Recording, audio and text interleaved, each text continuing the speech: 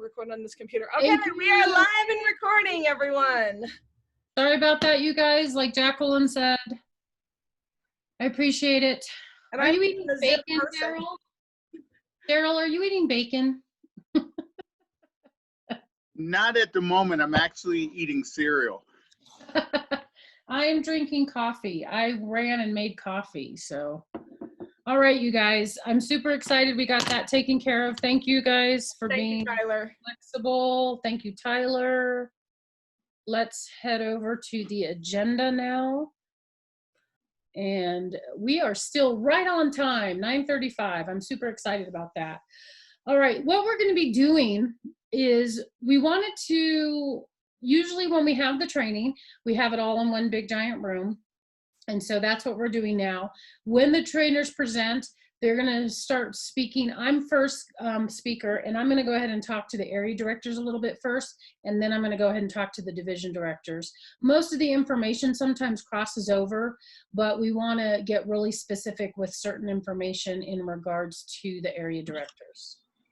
So one thing that we talked about, the trainers and I and Jacqueline talked about, was the importance in staying in communication with the clubs, letting them know that you are there for all their questions. And one of the rules in business, at least what I do, is if you don't know the answer, you let them know that you're going to get back to them. All right. So that way you can grow, they can grow. You can make a note. That way you don't have to, if you don't know something, please don't make it up. Go ahead and seek out through your division director. And then if they don't know, they're going to say, let me get back to you. So it's just a common rule that a lot of people do that. Excuse me, that if you don't know something, that you can just let them know that you will definitely get back to them. And that's the part, the communication part I want to focus on, is the follow-up. It is very important that when you set goals or expectations with your clubs, that you follow through. I do believe I sent out to everybody, and Rachel, you might not have gotten it, so I'm going to send it out to you again. This year, we are giving you guys a new tool, and it is the Club Success Plan. Now, the Club Success Plan is the biggest one, and what I mentioned in the email is it is 17 pages. I want you to look over that with each club and ask them what would they like to focus on the first 6 months of the year. Okay, that way they can kind of focus on one area and just work out that part of the report. If they want to go ahead and fill the whole report out, they can. They are not required to turn that back into you. We are going to try to incorporate that next year where it's more of a strong expectation, okay? That's why this year we're introducing it as a tool. Now, you also are going to have one, area directors. You have your area director success plan. And I need you guys to look through that and see how, start to fill that out and start to get that to your division directors. Again, it's not expected because it is brand new and we're introducing it this year as a tool. However, I think it would really help you grow as an area director, to be accountable and to have somewhat of a mentor. That's really what the division directors are. They're mentors for you so that you can grow and do what you need to do as an area director. The area directors basically are not there to tell the clubs what to do. You are there to support them in the needs that they have. And you will see when you go to visit them that there are going to be some clubs that are not as passionate about Toastmasters as you are, and you are there just to simply support them. With corporate clubs, it's a little bit different when you go to approach them. We will be trying to have some training specifically for corporate clubs and how to handle that. That is an entirely separate training session that I would like to lead and have that going for you guys, because it is a different approach. And when I say that, it's because a lot of corporate clubs are looking to improve their status in the workforce, and that's their main focus, whereas all of us kind of in Toastmasters are just here to help improve ourselves. And yes, it does, it's personal, but it's also work and so forth. So there's a lot of different ways that they approach Toastmasters differently than a community club or an open club. So we'll be talking about that in more detail. I definitely want to have some more training sessions with you guys throughout. Probably once a quarter is what I try to do. I know that you're going to try to hit the floor running, and I don't want to overload you with too much stuff. The district goals, I really want you guys to set your own goals this year for area director. What do I want? Basically, we will talk more in detail again about what you need in order to be distinguished for your area, and division directors, the same thing, what is needed. I know one thing for sure is that if unfortunately you have no control whether or not a club leaves your area or decides not to participate, when you go on the dashboard, you will see several clubs that say suspended. If those clubs do not reactivate by the end of September, they will drop off. What does that mean? That means that they have not been in contact with us. You can try to reach out to them, but basically a lot of them have already, the ones that have filled out dissolution paperwork, they have already been removed from the district dashboard. The ones that are suspended, they're not included in our beginning number. Everybody knows about the dashboard, and we're going to go over that a little bit more detailed with you guys as well about how to read the dashboard and how to do that. There's a lot of information, and it's difficult for us to touch upon every single thing in this training. And so we definitely want to have more specific training on different areas, even if it's only a 30-minute training session. So it's really key and important that we do that training and roll it out a little bit at a time. We definitely want to record all of those as well, so we can put them on the training website, on our main website, and then keep that link and information there for you. One thing, division directors, like I stated earlier, is that it's very important that you find out from your area directors the best way to communicate with them. And area directors, same thing with the clubs. Don't always assume that it's always going to be straight email. If you keep track of the people that you want to talk to and let them know, and basically with the clubs, it's the president, the VP of Ed, and the secretary are usually the three that I'll send a message to, because out of one of those three, they'll communicate information to the club that needs to be there. So find out what is the best way to communicate with them. A lot of people do text nowadays, and it's the fastest way to get a hold of them. They're busy throughout the day, and they don't have time to read a very long email or anything like that. So texting people is the best way. Jacqueline, I do believe that we're going to be getting Zoom accounts for the division directors. If there's a time that you would like to set up a Zoom meeting, then contact your division director, and they should be able to assist you in setting up a meeting and being able to use that Zoom account in order to speak to your people if you want to do a face-to-face. We call those council meetings. The division directors will try to get together their people. I highly suggest as an area director that you try to do that as well. With Zoom and the way it's going right now, it's probably the best way to communicate to anybody, and just invite as many people as you can. Some of you have 4 or 5, you know, and invite more than just the president. Okay, like I said, if all 7 members want to attend on the board, by all means, please invite all of them. And it's going to be a really growing opportunity for you to learn how to speak to a large group of people at one time on Zoom. It is everybody, you know, like we had a technical glitch. You just communicate that. That's what Toastmasters is here for. We're here to learn and here to grow throughout the entire process. I am going to go ahead and turn over now to our Dick Sanders, who is going to go ahead and talk about enhanced club quality training. Dick. Thanks, Victoria. First of all, let me, I am going to follow Toastmasters tradition and not apologize for the background noise here, but I will offer an explanation. When I got up this morning, the power was off all over our neighborhood. Consequently, I had no internet. So I came to my favorite Starbucks and have waded through the early morning rush, tried to go outside, but the diesel trucks running by were much more distracting to me than the background noise of baristas fixing coffee. So I'm back inside, and if you hear a lot of banging and talking in the background, that's Starbucks making money. So there we are. All right, as Victoria and Jacqueline and others have said, a priority for this year is going to be real good communications with clubs, all up and down the line, from the trio to the club and back up. Area directors, let me back up a second. In my years with Toastmasters, I have formed an opinion that the three most difficult positions in Toastmasters, and Mike and Jacqueline, anybody else who's been a district director may disagree, but the three most difficult positions are Vice President of Education at the club level, Area Director, and Club Growth Director. I've been an area director twice, division director, and I've served with three club growth directors in two different divisions.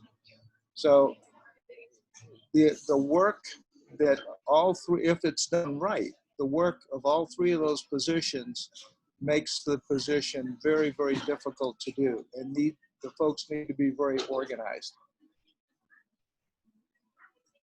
Today I want to talk just a little bit about some areas directly related to the area director position, and to which the division directors have to monitor.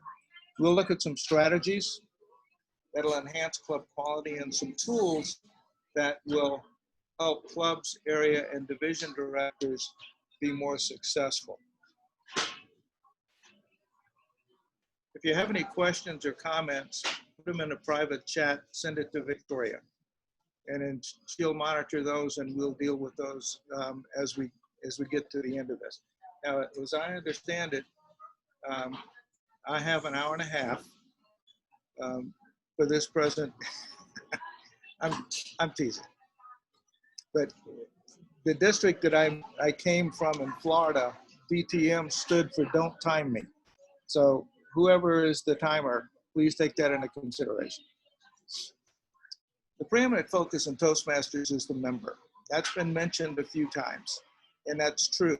Jacqueline said it early on, that the member is our focus, because without members, we don't have an organization. So it is the success of the member that will help in two regards. Number one, the educational goals will be met, because members typically don't care about the club success and the DCP and all that. What they want is to make sure that their goals are addressed and that their goals are met. If the area director does the job correctly, you're going to maintain communication with the clubs in your area. And that could be 3, 4, 5, hopefully not more than 5, and probably not less than 4, but still, ongoing communications is important. Now, in the area director information on the website, it says that area directors are required to meet with their clubs twice a year. Well, when I was asked to be area director the first time, that was what I was told. You only have to make 2 club visits a year. Now, I quickly found out, and for those of you who have been area directors, probably have already found out that that ain't gonna work. Because in order to be effective, you have to first figure out what the culture of each club is, and then work within that culture to make changes. Now, as Victoria said, area directors, division directors, nobody here is set up to tell clubs what to do.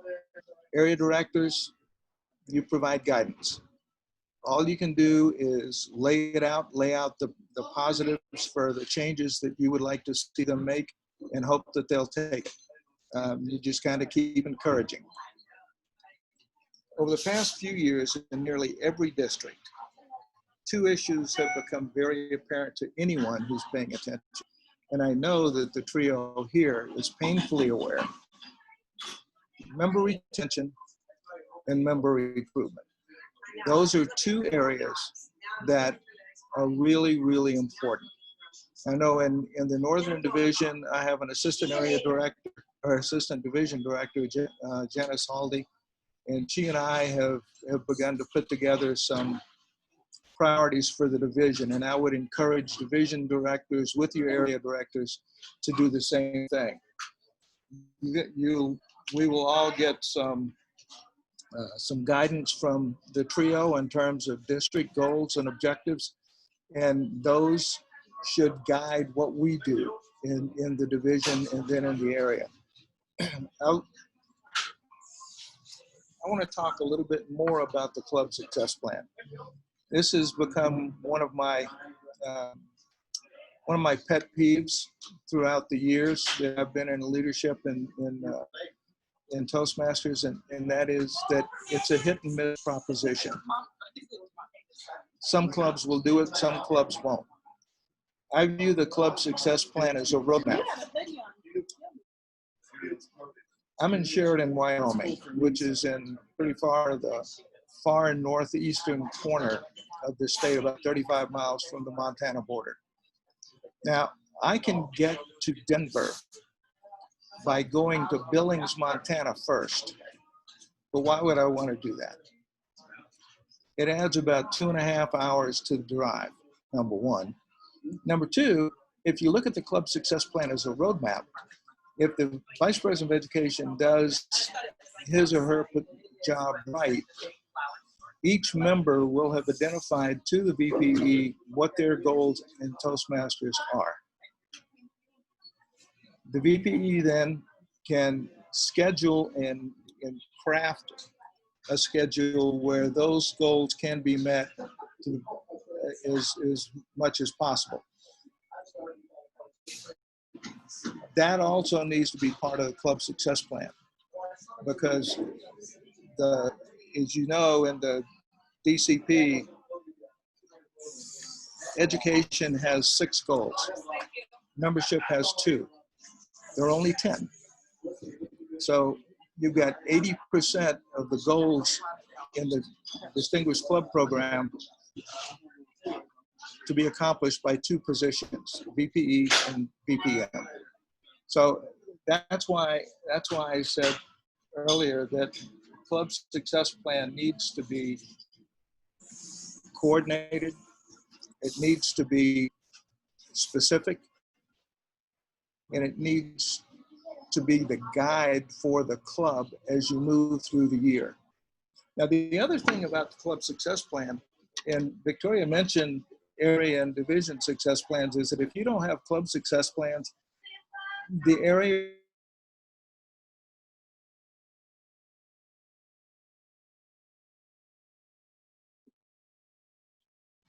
I think he froze. Yeah. You are correct. He did. Let's give him a second here. That's why I wanted to spend some time.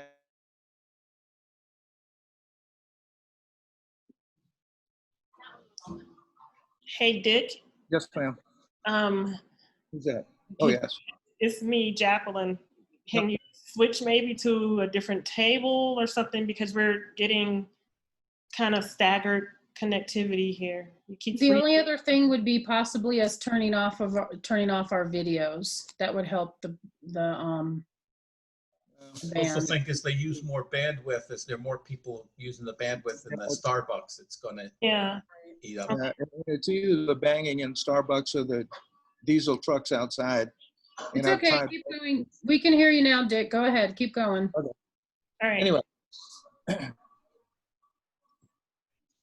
the area director position I view as a tactical position, as opposed to the strategic positions of the trio and to a large extent the division director.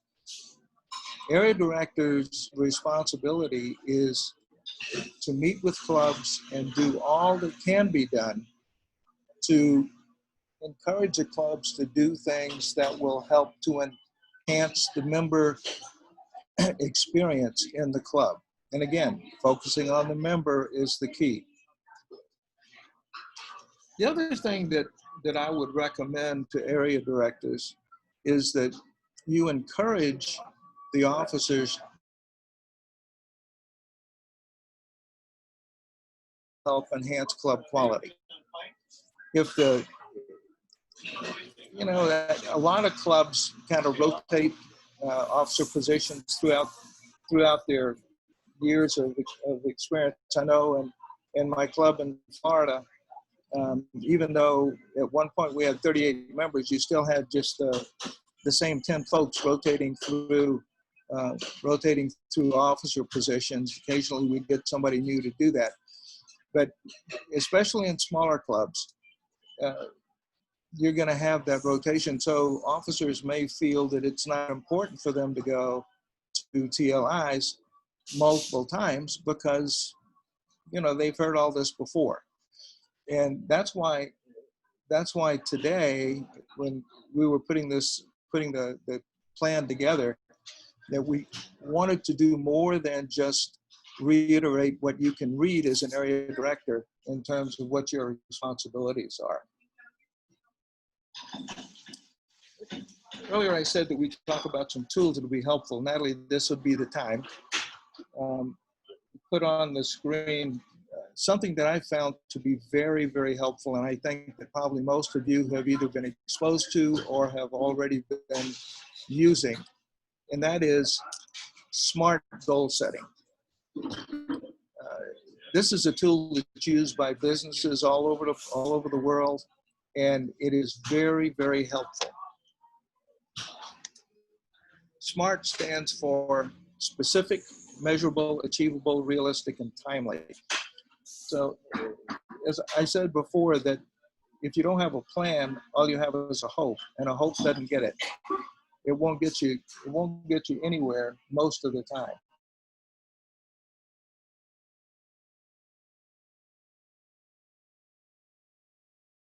This is a tool that they can use to set goals for the club. Also tools that division and area directors, a tool that division and area directors can use to set goals for the division and the areas. And I would encourage you to use that.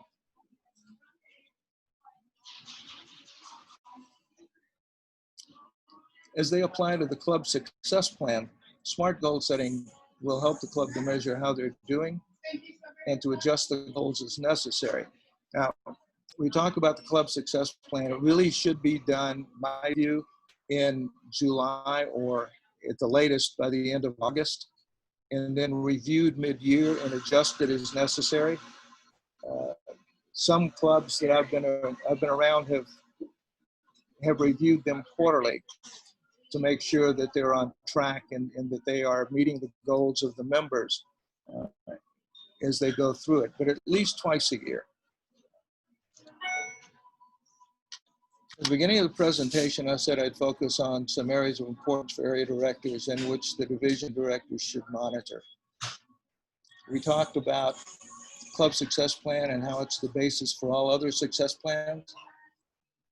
We talked primarily about the ways the area director can help to enhance club quality by encouraging clubs to do certain things, and that the division directors have a responsibility to monitor area director activities. Division director, my view, is a management position. I know that a couple of years ago, I was sitting down with an incoming division director, and she said that she already had her club visit calendar set up. And I asked her, I said, why are you going to go visit clubs? And she said, well, because that's what I do. No, that's not what you do. That's what area directors do. Division directors go to visit clubs without the area director. My opinion, it undercuts the area director's authority and makes the area director's job in terms of providing guidance to the club more difficult. So division directors, again, that's my opinion.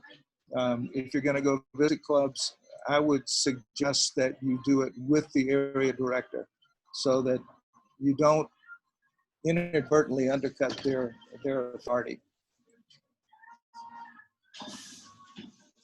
We also talked about the use of specific tools like SMART goal setting to help clubs be more successful, and by inference, that SMART goal setting to be used by division directors to provide guidance to area directors. At this point, I'd be willing to talk about anything that you want to talk about. I didn't take my full hour and a half, but I'm sure Victoria is going to be happy about that.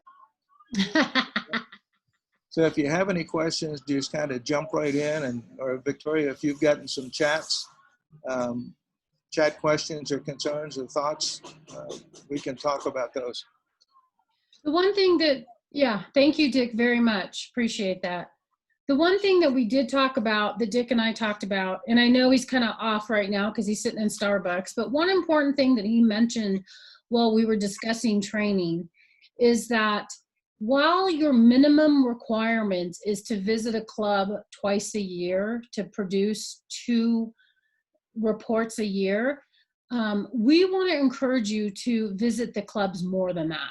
So your first club report, prior to submitting your first club report, please go and simply visit the club and introduce yourself, and also explain, just like Jacqueline did, and you can explain it a lot smaller, that where they fit in the role of leadership, where you fit, and how they have the opportunity to do the same thing if there's anybody interested. I know sometimes you'll have clubs that will say, there's nobody here interested in leadership. There's nobody here that wants to do any of that. And I do not find that that is true. There is at least 1 or 2 people that are eager to jump into leadership.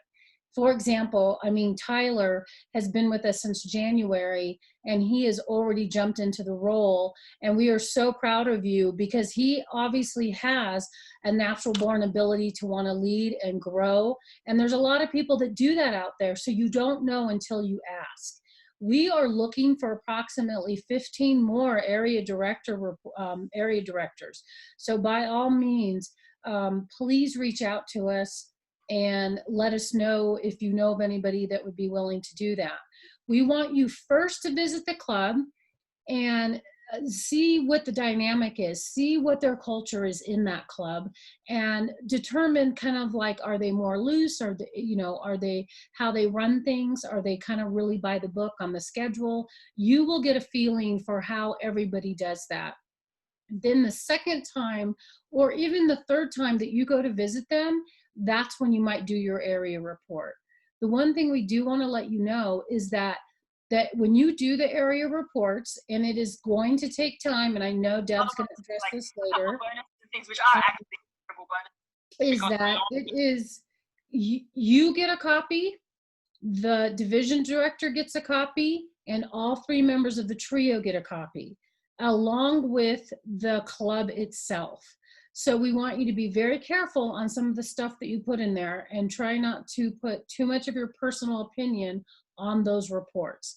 Again, I know Deb is going to go ahead and go over that, but I just want to let you know and to make you aware. So first, go there on a very friendly visit. Don't go there with your notepad and your report and so forth. And there are some questions after you visit them that you can submit to them however they want to communicate, and just get a feel about how the club goes, period. And division directors, most of you have been area directors before, so you're kind of used to that. We do have a couple people that are brand new, and you just want to also go find out from your area directors when they're visiting or when they're going to attend. And when I say visiting, I mean Zoom, when they're going to be attending the club meetings, and by all means go with them. So Dick expressed, you know, his concerns about going to visit without the area director. But there's no reason why you can't go with the area director at the same time and just introduce who you are and how you fall into the leadership plan. It's definitely a great idea to do that. And I would highly encourage you to do that. And especially with clubs that you're having a hard time or they're struggling, because it really makes them feel important that you guys will stop and come and visit them, even when there's only 3 or 4 people in the club. It makes a world of difference to them. I know that when I was Southern Division Director, we had a club that kind of went MIA, and I went with my area director to the meeting, and they had changed locations. We didn't know it. We found the location where they were, and when we got there, there was only 3 of them there. And they were like, we're so sorry you came out here because we didn't have a full group. And we're letting them know, it doesn't matter how many people show up to your meeting, it matters that you did. So the other thing that I really want to impress upon you is to maybe come up with your own theme or what you want to focus on. Mine has always been that everybody counts, everybody matters, okay? I know right now there is, you know, a phrase going around that Black Lives Matter. Everyone matters, every person matters, every member matters, okay? And we want to reach out to all of them. I know that we have a lot of clubs. I do have somebody that reached out to me and said, I want to reach out to all those clubs in my area that have suspended. Can you give me some contact information, because I want to invite them to my club and reach out to them, because while a majority of the club might not have been able to move on, there might be a couple of members, 1 or 2 members there that want to continue, and that's what we're here for. Jacqueline talked about that. Jacqueline talked about I just lost my train of thought. Daryl, you distracted me with your thumbs up.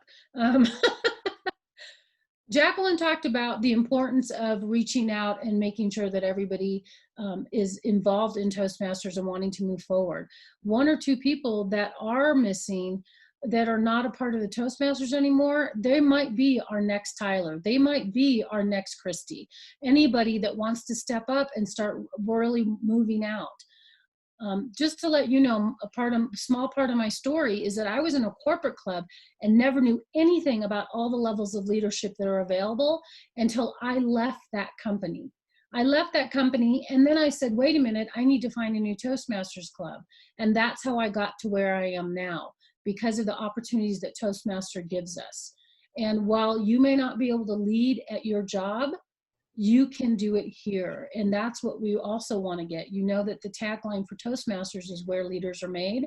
We want to also add, it's where your communication is improved on and that you will grow as a leader. So, hey, Victoria, we've got some good stuff coming up in the yeah, chat.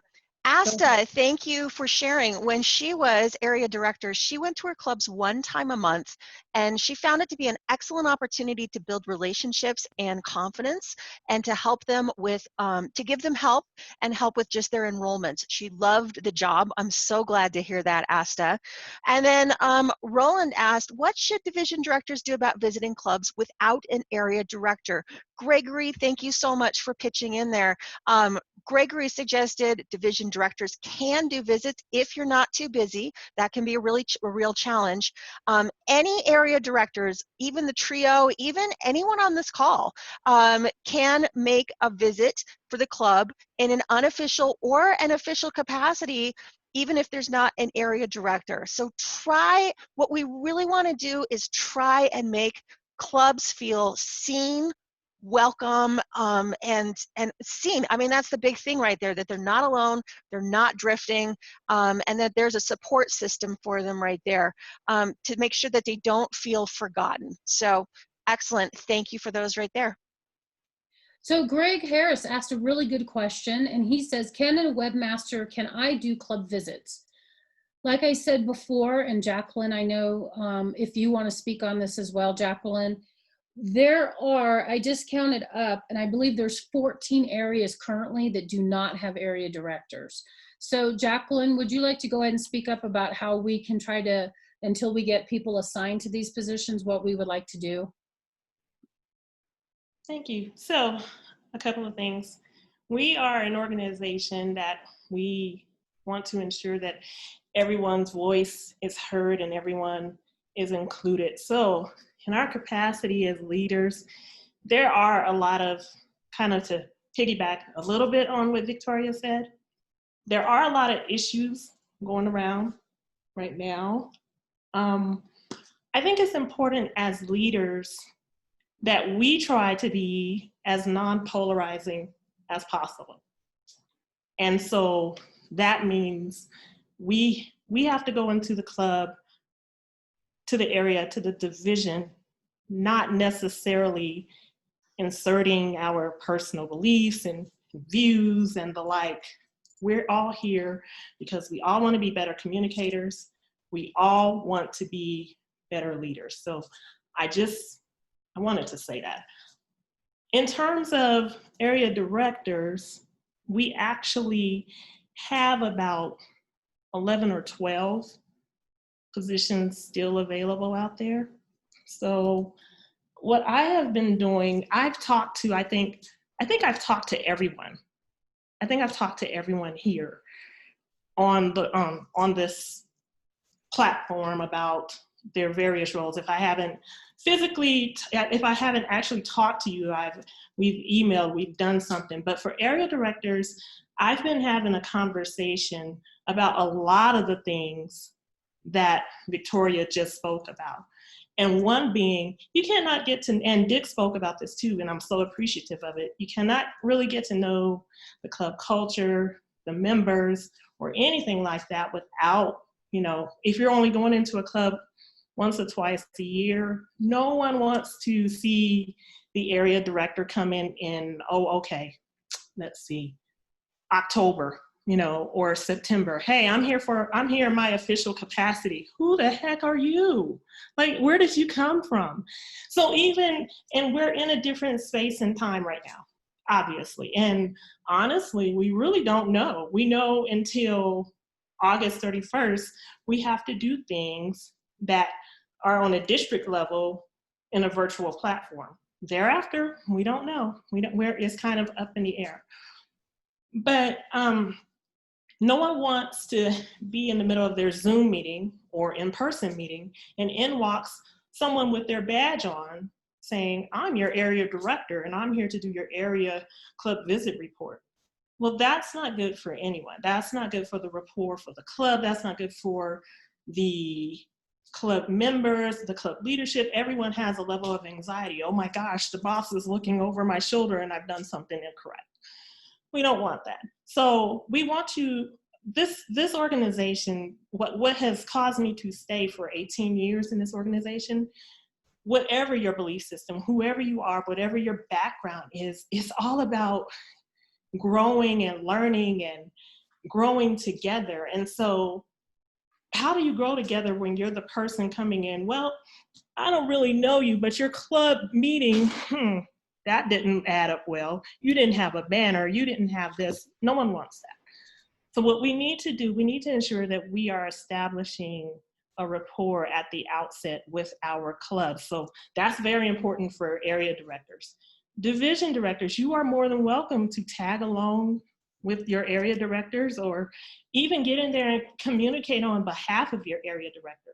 But what we want to do, we want to empower. I think Hugh Curley said this at our top 15. We want to empower leaders. So part of that empowerment of leaders, division directors, I would tell you, if there's an area director who is not doing what he or she agreed to, have a conversation with them. It might be a reason why. Don't just automatically step in there and do what it is that they're supposed to do. We want everyone to learn and grow from this process. So I think I may have roundaboutly answered your question, but hopefully I've addressed some of that. Again, I am the person who you speak to if you have anyone who is still interested. I think, like I said, we may have 11 or 12 because I have somebody who just contacted me late last night, and sorry, I didn't read the email until this morning, but they said they were interested in being an area director. So those slots are filling up quickly. So in the interim, what do we do? What do we do until we get those slots filled? Well, division directors, that's kind of up to you. Now, I'll tell you this. I had a situation when I was division director, and at the time I had 8 areas under me. And one of the area directors could not make some of the club visits. So I actually called in another area director and said, hey, can you help me? So it's all part of this process. It will all get done. And I promise you, I have until July 15th to get everyone appointed and in place. So if you have those names, please shoot them off to me. I will contact people. I have been doing some cold calls. Hey, you look like your club is doing well. You look like your club is President's Distinguished. How did you do that? And by the way, are you interested in being an area director? And by the way, I see a past district director on here. So he did not answer when I sent him a private chat. So I'll just ask him publicly. Would you be interested in serving as an area director? You don't have to answer that right now. So anyway, anyone whom you know who may be interested in serving in any leadership capacity, because we welcome all leaders this year. We want everyone to grow in this process this year. Please see me, please email me, shoot me a text message. If it's late at night, I promise you I won't get back with you until early morning, but please see me and we'll get the ball rolling. Thank you. Ron, if you could share, Ron's been putting some great stuff in the chat.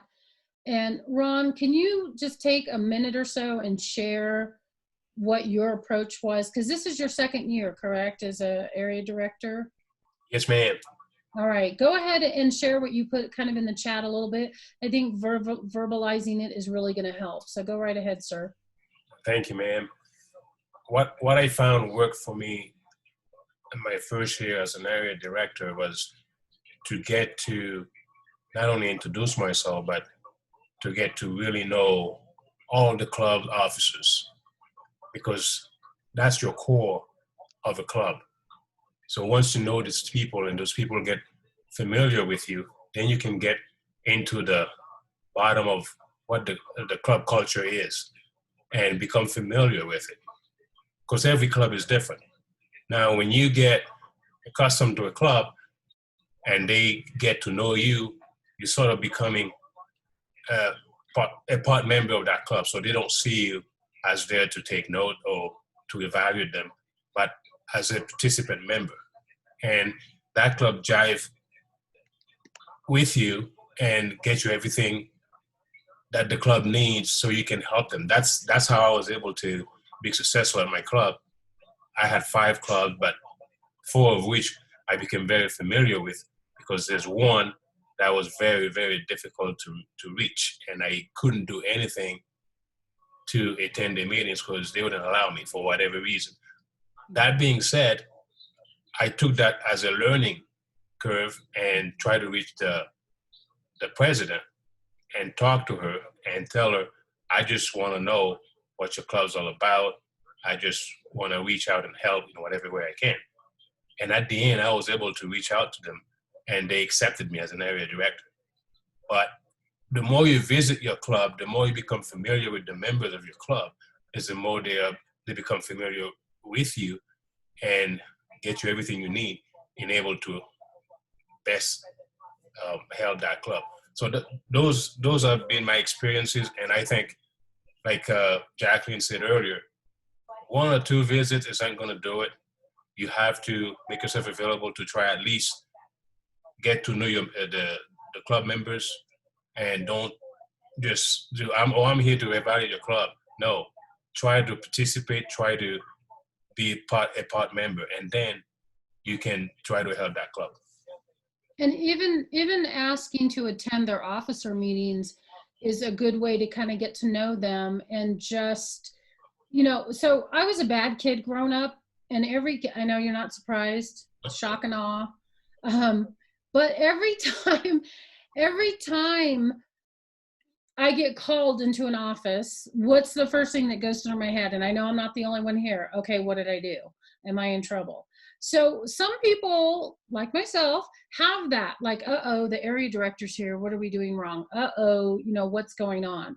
And that is not what we want them to feel. We want them to feel that reassurance. We're here to hold your hand. We're here to help you. We're here to support you, and do that as much as you possibly can to get to know them.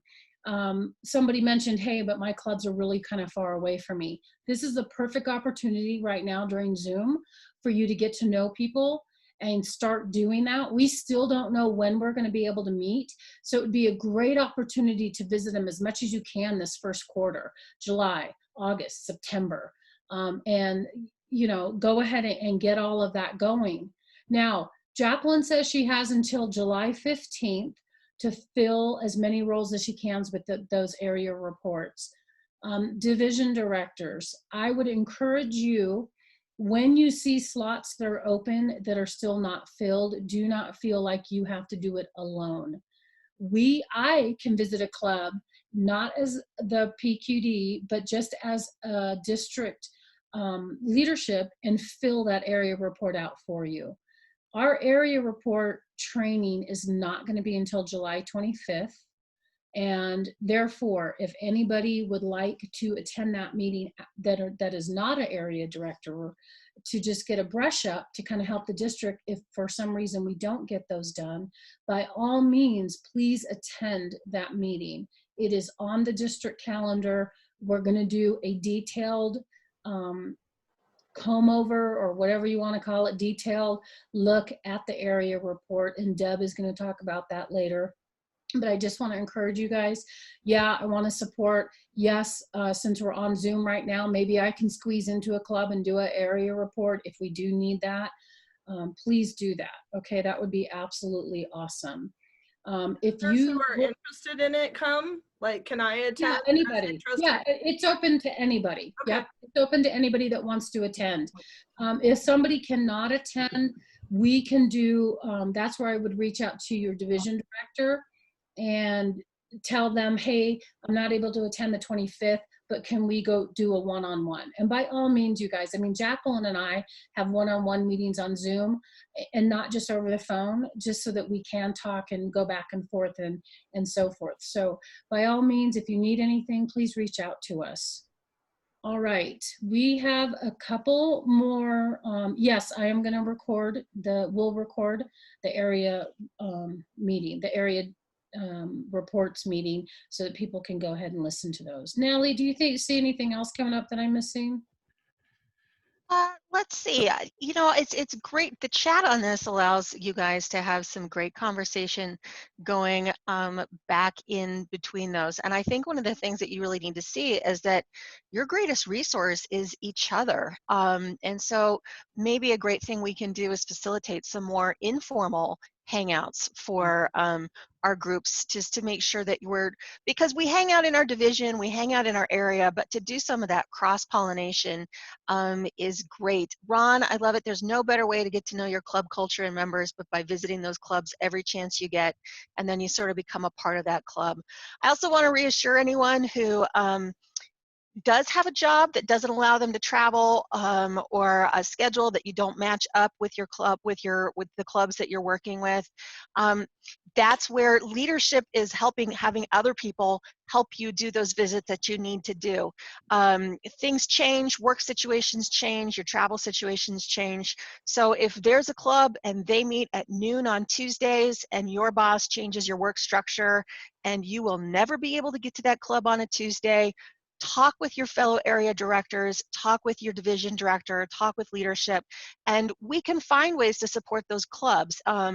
Just make sure you're reaching out and talking about those problems, and the interchange that's going on in the chat is fantastic.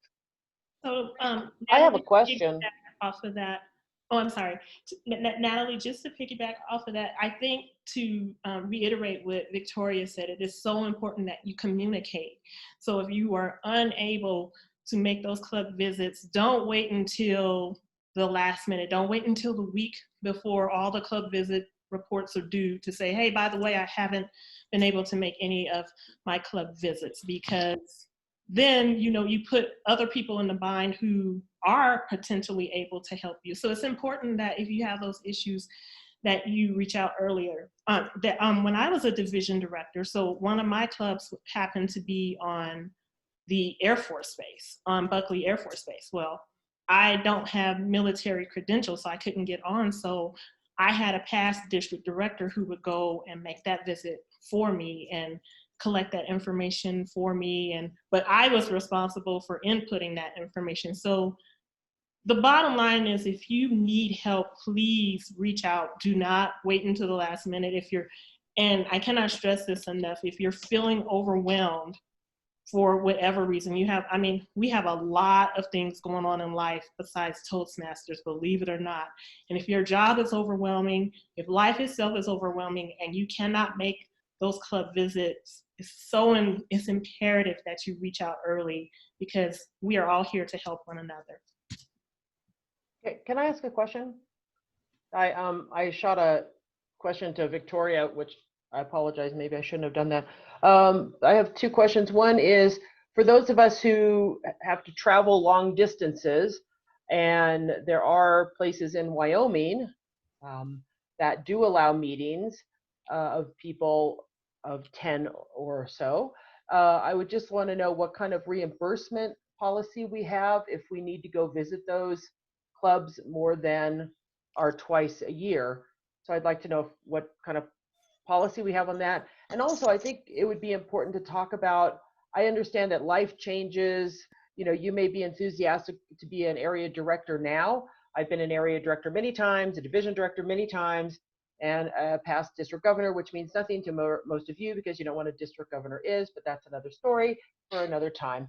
But what happens when, let's say, suddenly I have to move to Maine, and I'm no longer able to be an area director? Do I still get credit for being an area director even though I'm not able to perform my duties? Just what the ramifications might be if one does not complete their duties as expected. Those two questions. Thank you. Jacqueline? Victoria, I'll let you, since this is your realm this year, answer the question about credit. And I can address the first question about reimbursement. So in a place like Wyoming, I've only been to Wyoming a couple of times actually, and it's been actually for the Social Security Administration, which is my real job, and they sent me up there. And the first thing I noticed, everything is so spread out, and including the clubs up in Wyoming. But Wyoming's not the only place. If you do have to travel a distance to your club to make those club visits, again, submit your costs to the finance team being the trio plus the finance manager for reimbursement for mileage. And then as far as an overnight stay, also include that as well. And when you are submitting reimbursement for mileage, we do ask that you include a map of it. So Google Maps is awesome. So take a snapshot or a PDF from Google Maps. And yes, there is a minimum mileage as well. But again, submit that to Right, but if I need to go more than the required 2 times a year. Right. So if you need to go, again, I would just ask that you would talk that over with the trio, because I don't think that's something that should be, on you. But if you have to make a visit more than twice a year, again, that's something that you would take up with the trio, and you can do that individually. But just for everyone else's purposes, if you are traveling those long distances, you are offered reimbursement for mileage. And then if you have to get an overnight stay, we'll reimburse you. Right now it's up to $125 a night in a hotel. So those are just some of the things. And again, a lot of that will have to do with when we're looking at the budget and all of that, but those are options available to you as well. So if you have to make those visits. All right, Jacqueline, in regards to the answer on the minimum, I guess the time frame that you need to fill in order to get credit, I believe, and Jacqueline, you're gonna need to back me up on this, is 9 months. You have to be placed before the end of the first quarter. So July, August, September, you have to be placed in your position by the end of September in order to get full credit, which means you have to serve I believe, at least 9 months of your term. And I guess what I'm trying to get at in a very roundabout way, and I apologize, I'll just get right to it, is that if you're an area director and you do not go visit your clubs, do not turn in area visits, if you do not participate in anything, do you get credit? That's the question I want to know. So those are actually, Victoria, two separate questions. One question is there is the credit for training, for attending training today, or those who will be appointed. There's getting the credit for that. But in terms of receiving credit for actually having served in that position, is Dana and I, just a little background, we have discussed this. And so there, again, Dana, I think I will take that offline, but I feel like if someone is not fulfilling their role, the role that they signed up with, the role that they signed up for, area director, division director, you've been elected division, you've been appointed area director, I personally am going to have a bit of trouble seeing that you get credit for that if you've not done the work where other people have done the work. Is that your question? Right, and I just think as general, since we're all sitting here as area division directors, that we need to be thinking, right. I've signed up for this, I volunteered for this, I want to do this. Right. So somewhere down the line, if you can't do it, don't just drop off the face of the earth. You know, let someone know. Integrity. That's what we talked about when we opened. That's integrity right there, Dana. Well, yes, it is. Yes, it is. Oh, yes, it is. There's going to be time. So let's say your first area report is due at the end of October. If you have a life-changing situation and you're like, I cannot get my reports in, then you need to communicate to your division director if something happens. If you've done a lot of the work, but you cannot get that last one in and you still want something, or you can't get any of them, please do not drop off the face of the earth, as Dana is, mentioning and talking about. We need to know. We are a communication organization. There's really no reason why we cannot communicate to each other. We are 1 minute over. Natalie's getting tired of holding up the red R. Thank you, Natalie. It is time to stretch again. Believe it or not, it has been 45 minutes. So we are going to take a 10-minute break, right, Natalie? She's on mute. She thinks she's talking and nobody's listening. Go ahead, Natalie. To keep us on time, you guys, let's go ahead and do a 5-minute break. I'll put a timer on the board. Okay, perfect. So stand up and stretch, everybody. Great questions.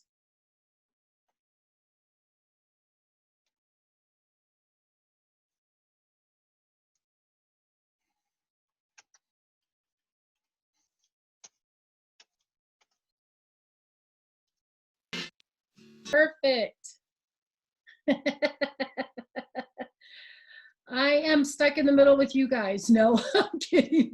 Okay, I want to know who put that on. It was really cool intermission music. I know. Who was that? That was me. Oh, you can share your system music along with when you share your screen, you can put it to play your system music. Nice. So that is too cool. And how'd you do the timer countdown on there? That is a small program called Zoomit, one word, ZOOMIT. I'll put a link for it in the chat. And it's just a small extension from Microsoft that goes on and allows you to do some things like put arrows on. I'll give a little demonstration of it later. So there you go. Thanks for that cool intermission. I think we should all get up and dance on our next intermission. Trixie, you've inspired us. That was awesome. You don't have to know how to dance to dance. It was great. Got me woke up and ready to. You don't have to know how to dance to move your body. Nope. So, I could try to dance, but people would think I'm convulsing if I tried to dance. Trixie, do me a favor and try to do some screenshots of all of us on there. At the end, I definitely want everybody to have their screens on because I do a screenshot with everybody's face, and we do put it out there on the Toastmaster website to show that we're engaged and that we're all ready to go. And Trixie, hey, there's Mr. Bacon. He turned his camera on for us. Do you want to do it now or do you want to do it at the end? We could do one right now. Everybody turn your cameras on real quick. Turn your cameras on. Yeah. Gallery view, And I'll give gallery you view. warning, I promise. All right, Just got real quick. waiting for Come on, Greg. Greg. Meredith, hurry up. All right, we're gonna get it. 1, 2, 3.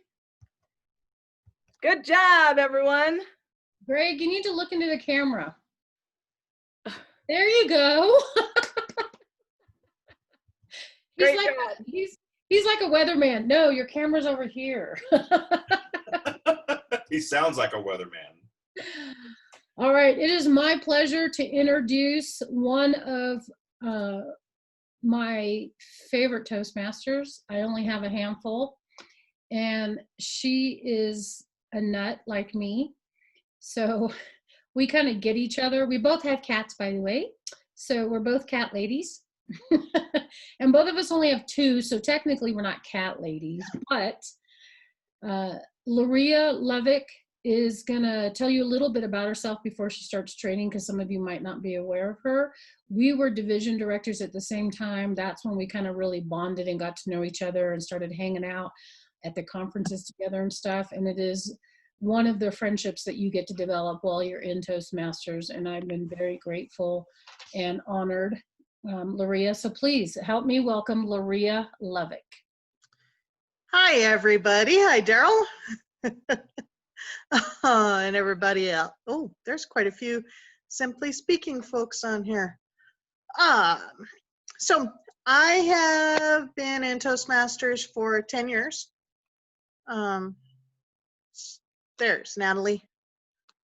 What's with the today, Toastmasters? I'm counting, but go ahead. I want to pin Natalie, but I can't figure out how to do it. So never mind. I will wing this and hopefully I'll be on time. Gloria, I'll give you a verbal 5-minute warning. Oh, thank you. Absolutely. So back to me. I have been a Toastmaster for 10 years. I started out in District 78 with Miles City Toastmasters before I moved to District 15. And I was a member of Ruby Mountain Toastmasters. Before I left, I was an assistant area governor and I ran a whole bunch of contests.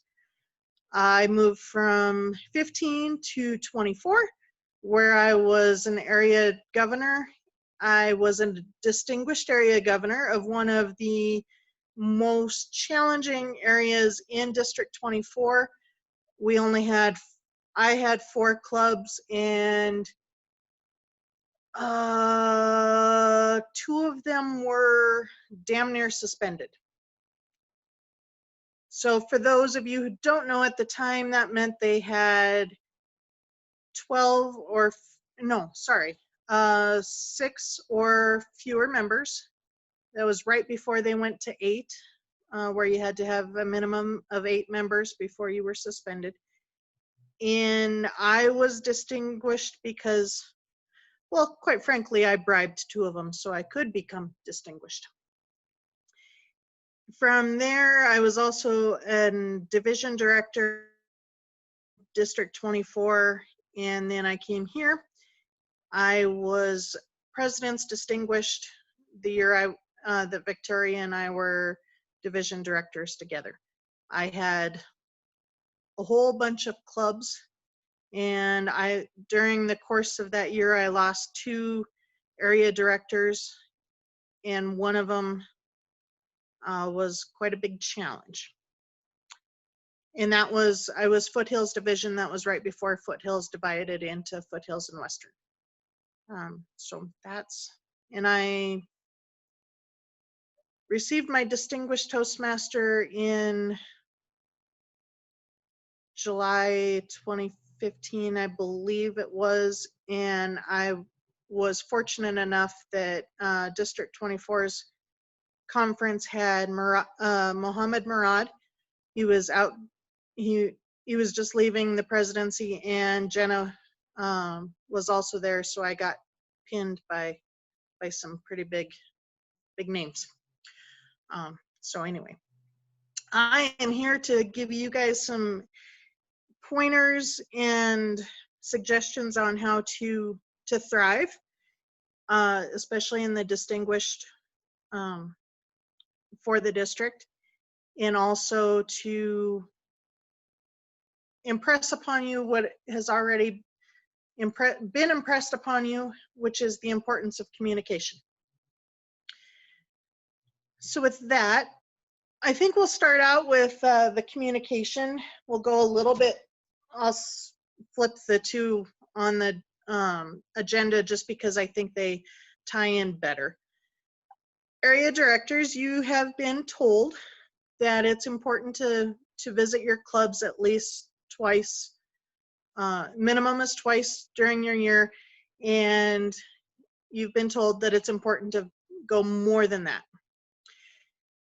I would agree with the caveat that if travel is prohibitive, that is not always feasible.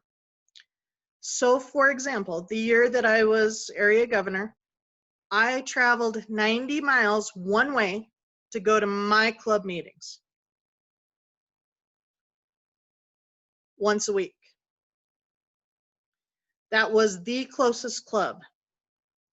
All in my areas were at least 90 miles, if not further, to go visit. May not be possible for you to go more than 2 times a year to get that done because of scheduling and things like that. And Daryl is saying conference calls might be the other option. That is true. However, it depends on the district. District 24 would have rolled over in their grave and said not only no, but hell no, you cannot do that and you will not do that. Tough. You need to be there in person. It depends on the district. Trixie, Zoom was not possible at the time. It depends on the district. So please, if you are not able to make your club visits, please reach out to your district directors in a timely manner so that they can make arrangements to visit in your stead, or even better yet, have somebody that you can reach out to have them visit and provide the information back to you. Communicate often with your club presidents and with your with all of the club officers. Most of the time, folks just talk to the top 3. It's a really, really good idea to communicate to all of them and to the membership in general, because as area director, you have access to the entire club membership rosters for your area. So that means you have emails and everything for all of your club members. Use it. Use that list. Use it to your advantage. Communicate with them, because there are some clubs, I know of at least one in either Western or Foothills, who has had a very rocky relationship with the district, and as a result may not be overly enthusiastic about inviting you as an area director to come visit their club. So in those instances, it would be a really good idea to reach out to them, build that relationship, even if you can't necessarily be there in person.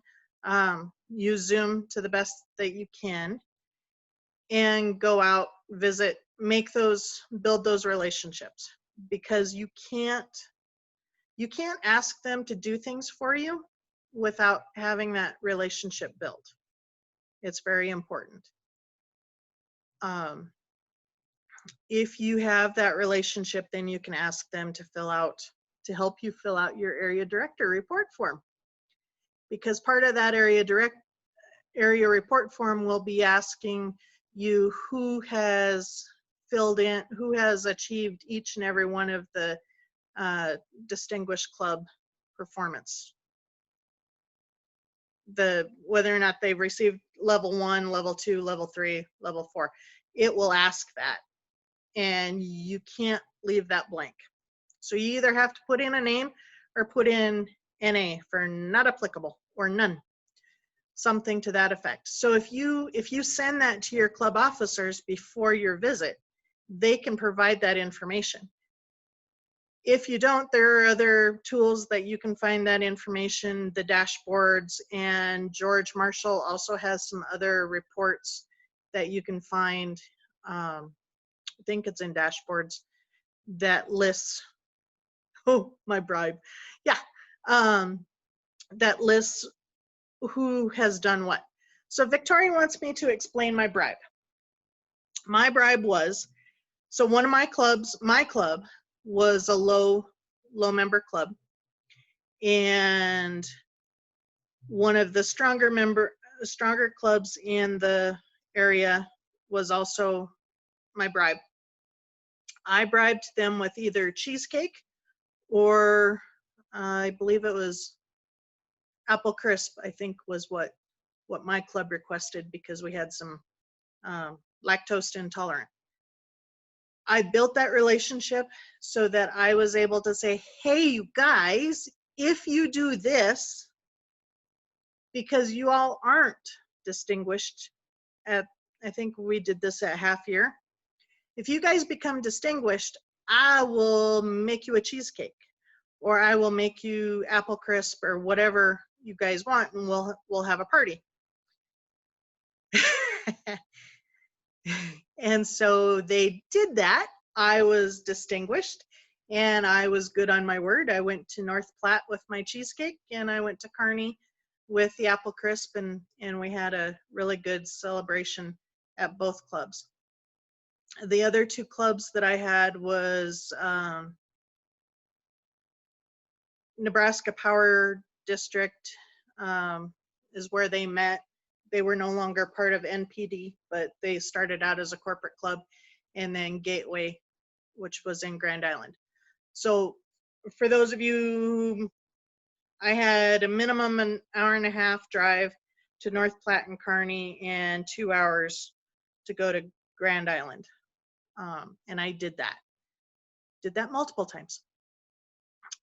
So in here, I did lose 2 area directors when I was division director. They did not talk to me. Rhea and I ended up talking to them, and Rhea found replacements. So division directors, if you do hear that you have an area director who has to step down, I would highly recommend that you reach out to Victoria and to Jacqueline to get their suggestions for an area director replacement, because they have resources that you don't. They hopefully will have heard maybe through the grapevine of some good folks, and also hopefully have heard through the grapevine of who to avoid. Both of those are very important items to know, because it's in their best interest to set you up, to set your area directors up for success. Area directors, you have metrics that make you a distinguished, select distinguished, and president distinguished area director. Same with division directors. There are things that you need to do that will set you up for either distinguished, select, or president's distinguished. Guess what? The trio has the same thing. They have metrics that will make them distinguished, select distinguished, and president's distinguished. Jacqueline gets if her year goes correctly and she becomes distinguished, then that means the whole district is distinguished. And she relies on her trio members, the division directors and the area directors, and the clubs to achieve distinguished status. They all build upon each other to become distinguished. Daryl, was the last time that D26 was the last time we were distinguished in 2015?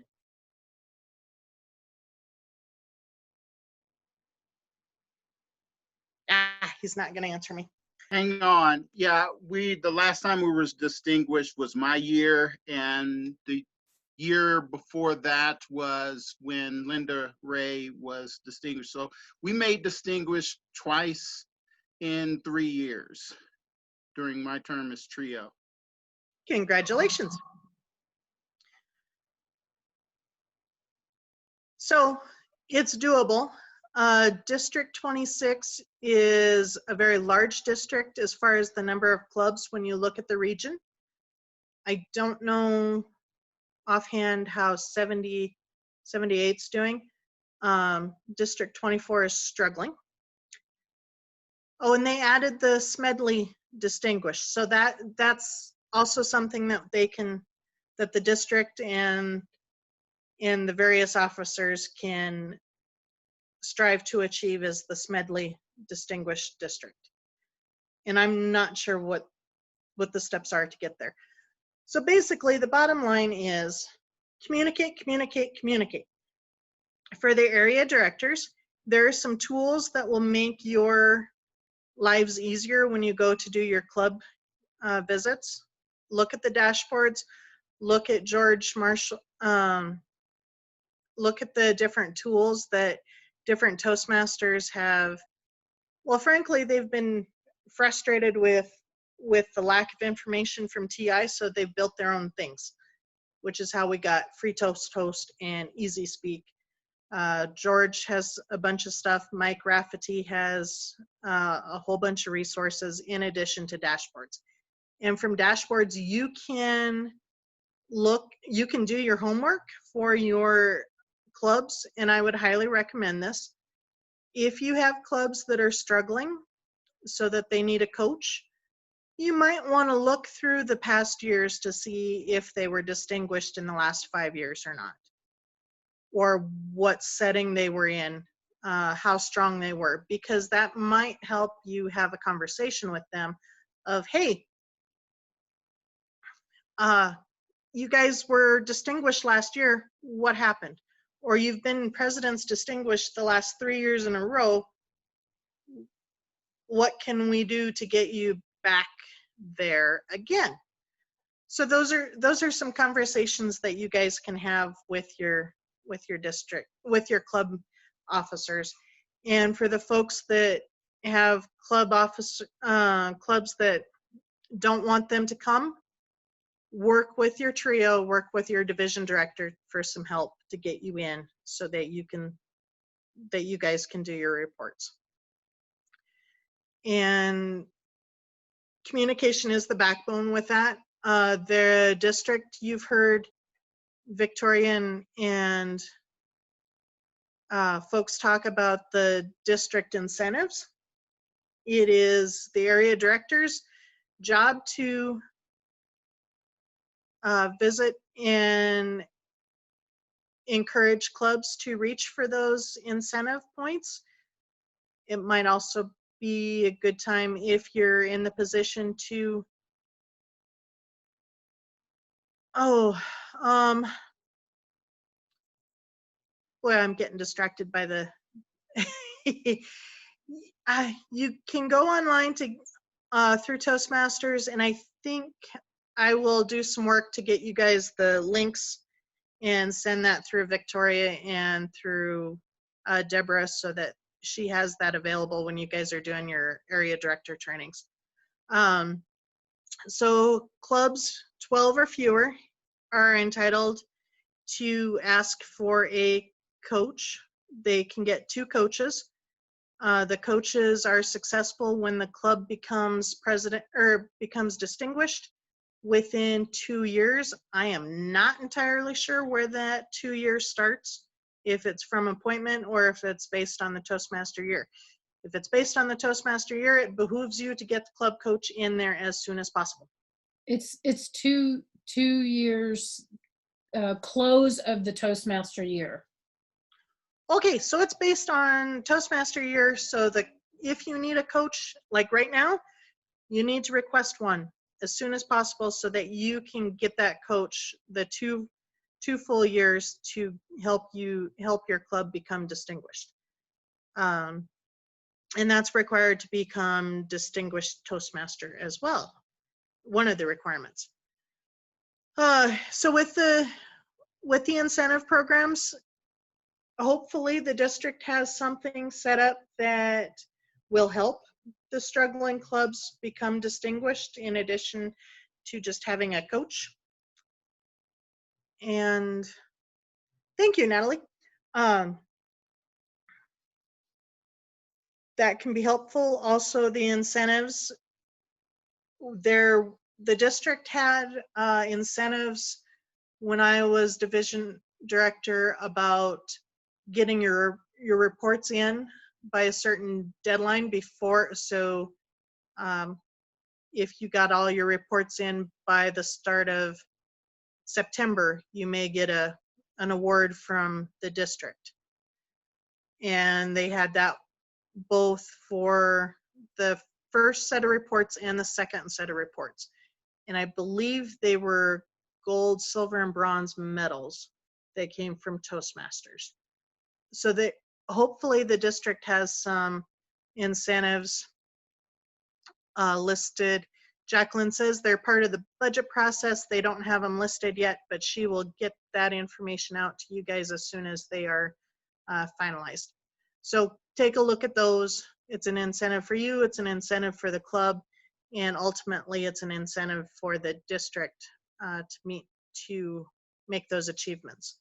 My club, my home club of Speak Up Toastmasters, received 2 incentives this year for Pathways enrollment. So they are out there, and I know the district spent a lot of money on incentives. And basically, if you work the program works for you, and it works for the district, it works for the division, it works for the area, and everybody gets to make those achievements. I don't know how Zoom's going to play in with this incoming year, and might make things easier. It also might make things more of a challenge, especially if banners and things aren't readily displayed in the Zoom meetings. In case you didn't know, your area reports are a direct reflection of Moments of Truth. Word for word. They ask whether or not you have a banner. They ask whether or not you were greeted, how guests are treated, and things like that. And then there's a spot for what the district can do. And that is something that you want to have one of those conversations with your members about where they're struggling or what they think the district, how they think the district can help. It's a good chance to have that relationship and have that conversation. I would recommend for area directors to not necessarily get on the agenda with a speech when you do your official club visits.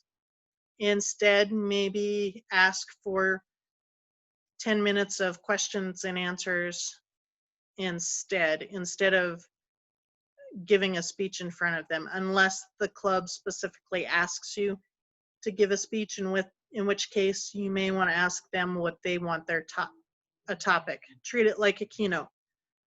What would you like me to talk about, instead of just giving a speech on your next level in Pathways. You want to be of service. You don't want to treat it like any other club visit. You do want to be of service and give them an opportunity to communicate and interact with you. And do you guys have any questions for me?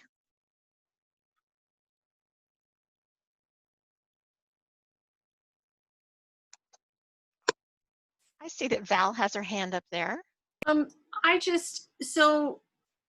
I want to see one of these reports, and they're easily found on the district website, or, I mean, I think I know my 3, I don't know how many, I don't know anything about my area. I know the 3 of them, but I don't know, and my club, but I don't know if there's another one. And I really feel like I'd like that information right now so that I could start planning and really dive in, so that by October, when I have something due, I can actually complete it and do a good job. And so, Sure. I guess, is that all on? It is. Online? So Val, when you get access to Club Central, when you go into Toastmasters and you log in, you will have access. If you're a club officer, you have access to Club Central.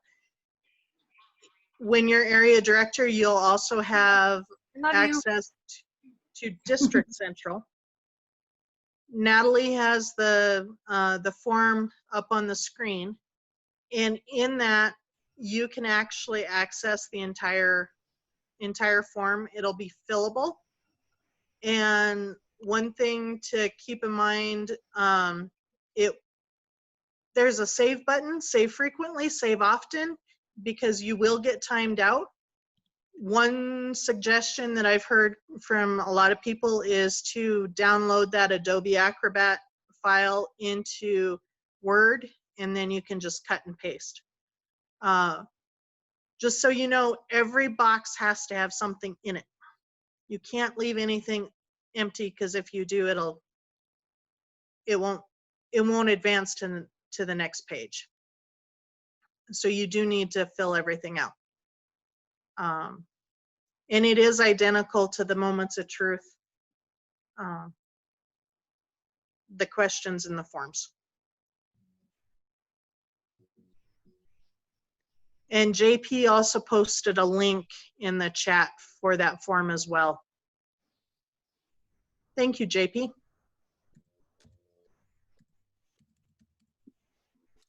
Maria, I also had a question. When you're engaging for the first time with your clubs, what's your recommended way to do that? I would send an email if you're introducing yourself via email first. I would send an email, treat it kind of like a cold call. Hi, my name is Gloria Lovick. I'm your area director for this year. I'm excited to meet you guys. How would you like to communicate first? Is there anything that you want help from me from the district? Give them some background and give them a chance to communicate via that way. I would do that to the entire club, because they want to know who you are. And that would, that's going to help with that. I wouldn't just do the officers, because the club's not just the officers. Might it be respectful to have them send it out versus me? No, I'd do the whole thing, because so what has not been covered is the area director is the voice of the club member to the district. You are taking their concerns back to your division director, who takes them back to the trio, or if it's a really big concern, talk to your division director and both of you go directly to the trio. But in order to do that, it needs to be a really big concern that you need to address. Would you suggest having your first visit be a time, not your evaluation visit, but your first visit be where you're making a speech, or no? I know you touched on that earlier, but. Again, it depends on the club, and it depends on your comfort level. Some clubs have their speeches planned way far in advance, and so to rearrange, it could be disrespectful to the members to say, hey, I want to come and speak. Well, our next slot is in 6 months. Good luck. I would you're going to know that after you get a feel for how the club So in your introduction email, you may, or your introduction to the club, you may ask, how do you guys proceed? Are they assigned? Do you volunteer? Do you use Easy Speak? Do you use Free Toast Host? Do you pass a piece of paper? How does your club function and operate? So I just want to interject right here that I am going to be setting up, talking to Susie Overton about having a discussion on pathways with the area and division directors, so that she can get across some of the specific information and questions that you guys have about that. I did see it in the chat. Gloria, one question was when the report question, on the area report question, it says, how can a club improve?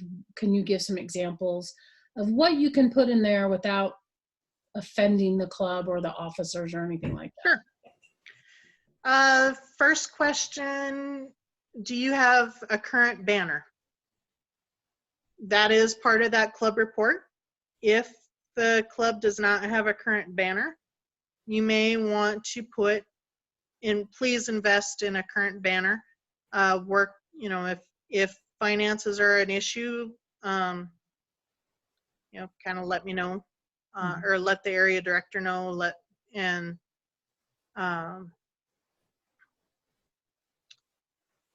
all that. Jim had a good suggestion of having a pocket speech in hand, so it was a lot easier under the old stuff, or the legacy program, to have a speech in your pocket that you have available that you can give in any setting to any group. Feel free to create one for your next pathways talk level, so that you are prepared and are able to do something. Bring the evaluation form with you. Yes, yeah, that too. Yes, so those are some things. Don't be pointed, be suggesting. I was not, maybe if you were not greeted when you came in the door, maybe suggest the sergeant at arms could be at the door greeting guests and providing them, encouraging them to sign in the guest handbook. I know my club does not do that, and it can be a little disruptive to have the sign-in sheet elsewhere and stuff. And I think sometimes also you compare the club that you've been going to with the club that you go to visit. So it will come right to your mind, they didn't greet me at the door. You just make a note, and don't make a mental note because you're not going to remember. Right. You know, just have a little notepad out and kind of make a note to yourself that you will remember what that means, or, you know, keep yourself to a point where people can't see you taking notes the whole entire meeting, because then you still feel like you're checking in. But some of those things that you see, sometimes how many clubs here have evaluation forms where you encourage the entire group to give feedback to the speaker, even if it's on a small piece of paper? So just little tiny things that you can do to them, that kind of basically a lot of clubs do. So when you do go, don't worry, you are going to compare the club that you're visiting to the club that you go to. If you go to a club that is presidential year after year after year, you're going to have a lot of information that you can pull from. And again, it's all in the way that you present it. It's all in the way that you speak to them and let them know some of the ideas that you have, and not always, well, the club I go to, you know, you're not going to want to start off with that. It's just some success tips. And if you don't want to tell them direct, putting it in the report is always going to be a really good idea as well. There are quite a bit of presidents or anybody on the officers club that get shared that report that actually read the entire thing all the way through. And you cannot correct those. I'm sure Deb's going to talk about that in about 2 minutes because her time will be starting, but you cannot, once it's submitted, that is it.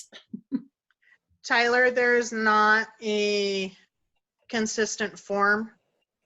There's the voting sheets. They have things that you can, little itty bitty tiny pieces of paper that you can slip to a speaker. There are there are feedback sheets that come from Toastmasters, and then there are clubs who have begged, borrowed, and stealed and made their own. So there's no official evaluation form for that. And Natalie tells me I have 45 seconds left. So thank you very much for your questions and for your attention. And I'll turn it back to Victoria. A lot of great information. We're going to have more time for Q&A, you guys, as well. So if you have a question, definitely jot it down, throw it in the chat, and we'll be able to get to that. Right now with the Zoom, as far as the evaluation goes real quick, you can create one for a club, and then people can turn it in later. Maybe not so much throw it up in the chat on their evaluation of a speaker if they want to keep it private. They can always email it to the speaker later on in the club. All right. So I am here to introduce Deb Horowitz. She is in a club with me down here in the Southern Division. We're in the Advanced Club SP Leaders. And I have known her. She's one of the first people that I kind of really got to know when I joined Toastmasters outside of my corporate club. And she's been a great friend. So please help me welcome Deb Horowitz.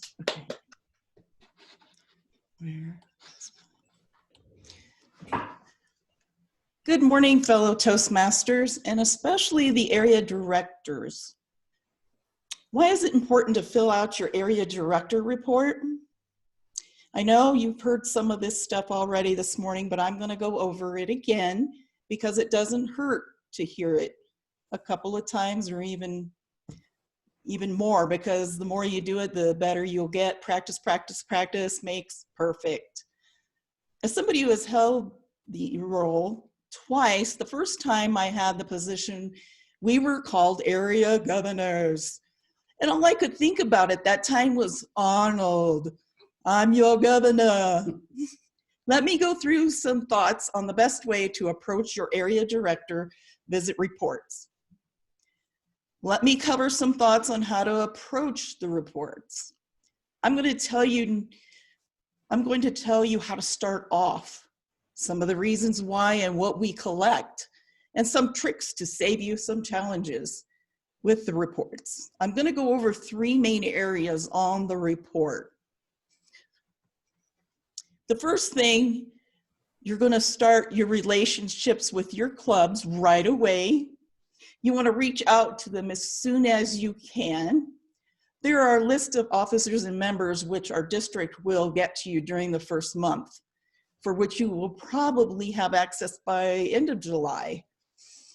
Make the first visit an introduction, introduce yourself. I remember my first club I went to when I was area governor the first time, and I walked in and I had my badge on, and I guess I looked pretty official because I could hear some of the members say, internationals here, we got to do this. I could see them trying to make everything perfect. And once they found out who I was and I told them that I was Deb Horowitz and I'm your area director, they seemed to calm down a little bit. But it felt good to hear them say, internationals here. It made me feel important and that they were really going to respect me. You're going to make the first visit your introduction, of course, just like I said, introduce yourself. Consider other options to reach out. You can email and phone, text, LinkedIn, and social media. Now, my second point is the next visit will probably be your official visit. And you can bring a copy of the area director report form with you to the official visit. That's fine. I think of it as being a general evaluator for the club from an outside perspective. It's a great chance to take ideas back to your home club and spread it to others. I know I had a few chances to do that. I saw a few things and I thought, that's a really good idea. As then putting up the agenda up on the screen, and you didn't have to worry about seeing papers on the table. And also, you're going to give the club knowledge and accountability to the DCP, which is Distinguished Club Program. You're going to check up on the health and involvement of the club. You want to make sure that the club has members that are being involved, and if they don't, you want to make sure you help them achieve becoming more healthier and getting more involved.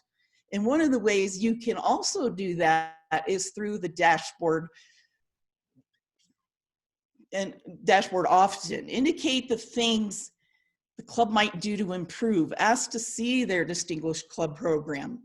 And I was hearing earlier that they're going to give out the club success plan to all the area directors. And we can talk more about that at the training in July that we'll be doing.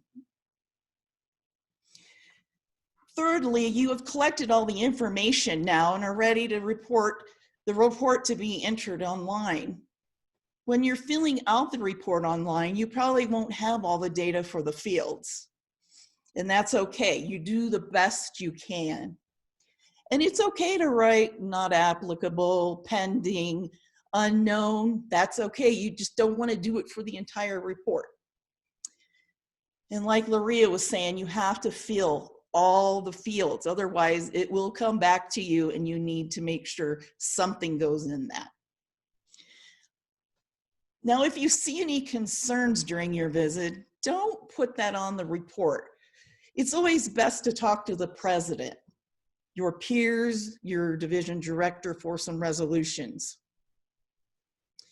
After you get access to District Central in late July or so, you fill out the online area reports by going to Toastmasters.org, select the District Central, select the club and the date of the visit.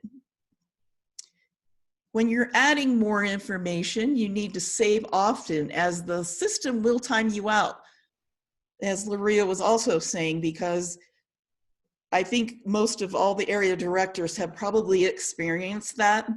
And I don't remember in the beginning when I started doing my area reports, but I quickly learned that when I put in the information after I think I did a page or so, and all of a sudden it was gone. So you need to make sure, type 3 or 4 blocks and then save. Type a few more and then save.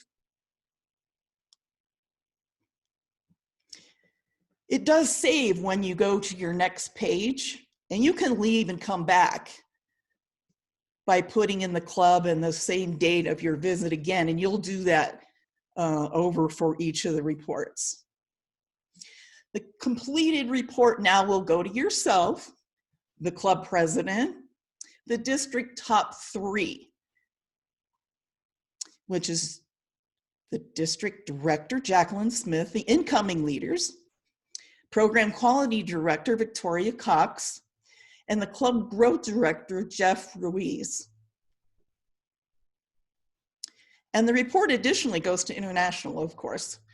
I've learned that international is looking for what clubs are doing well and innovative. They don't want to hear about anything negative at all. They want to make sure that you're putting all the positive things down that you can. This is an exciting time to learn and practice the skills as an area director. Visit, get to know other clubs, find out what they do well. I'm looking forward to sharing more details with you during our training in July. You will learn a lot, have fun, and I will see you in July. Thank you, Deb. Great. Couple things. I was looking in the chat. We are going to go ahead and have a, excuse me, some Zoom training on the dashboard, how to read the dashboard, how to read different reports and DCP goals. We're also going to have a separate training on the club success report and the area success report, and how to use those and incorporate those into the tools to be able to get your area and everything moving forward, as well as the Division 1. The Division 1 will probably be separate just because it has a different focus in regards to that. But we do want the area director report, the area directors to know how to use that Club 1 and focus in on different areas. Let's see. Natalie, can you go ahead and pull up the agenda real quick, please, so we can do that? What we're doing is at the bottom of the agenda that you were sent, we do have a survey, and it's not just a survey on how things went today with the training, but it also asks you some specific questions about the future and timeframes and what's good for you. So please go ahead and can you click on that, Natalie, so they can kind of see what it looks like? Please go in there and answer the questions. And at the bottom, it does say that you do not have to put your name. It does ask you a lot of questions about what is the best time to get the training and what is the best time to meet and so forth, so we can get very specific and not have to get you guys up at 8 o'clock in the morning every single Saturday. I don't know about you, but Saturdays are precious to me. So we can insert it in the link if we need to. We'll go ahead and do that, Trixie. But we want to just encourage you, this information is being collected on a spreadsheet for us so that we can go ahead and review it and get back to you guys as soon as possible in regards to it. We have, are we taking a break, Natalie? I'm trying to, where's my, I'm looking for the agenda, I apologize. Yes, we are going to take a quick break until 11:30, and then we'll finish up this session by noon. Okay, and if you guys have questions, throw them in the chat right now if you want to go ahead and do that. So this is a 5-minute break.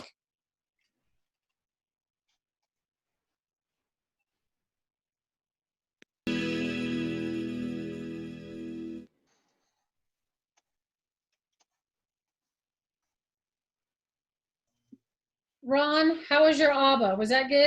Thank you so much for that. Yes, Waterloo's one of the best. Thank you. Can't go wrong with ABBA. Really. Love your music selection. I treated, when I lived in California, I treated some friends to go see a play, a live play, because I lived in Oakland, California. We drove to San Francisco and I said, okay, what do you guys want to see? Because it was my treat. And they picked Mamma Mia. Now, I do like ABBA, but not all night long. So. No, Mamma Mia is a terrible way to get introduced to ABBA. Listen to the real group.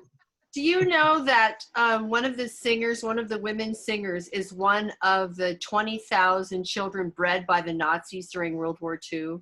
Wow. Wow. Did not know that. Pretty amazing history, actually. Yeah, that is huge history. Yeah, it is. I had a lot of fun, but I've checked the box on ABBA. All right, we are taking, no, we're not. Natalie gets to talk. Oh, Natalie, I was just totally going to cut you out of the agenda. Your agenda, I'm just here. Natalie, why don't you go ahead and introduce yourself and a little bit about your background? Yeah. And she is going to be talking about that. I'm going to go do one thing real quick while she does that. So I am going to catch you on the flip. Unsupervised time with you. Great. No. Here we go. Okay. Hi. Start your own timer. Hi, everybody. My name is Natalie Palmer, and I was asked to serve as your training advisor for this year. I am a second-generation Toastmasters. Some of you I know my dad, Jeff Chance. He joined Toastmasters in 1967. He heard a radio ad in his carpool from Loveland to Fort Collins working at Hewlett-Packard and thought he might try out Toastmasters, and that's sort of the reason that I'm a Toastmaster today. I am a Colorado native, but I spent a 13-year field trip in Washington State, and while I was there, I was a part of District 9, serving through their district trio, and then I accepted the call to serve as a region advisor. So I was the district, or the Region 1 advisor, while Daryl was district director here. That's when District 26 was a part of Region 1. So District 26 was one of mine during that period of time. 3 years ago, we came back. I currently serve as my day job is as an IT trainer for UC Health. And so as you can imagine, we have had just a lot of changes in my industry in the last 3 months.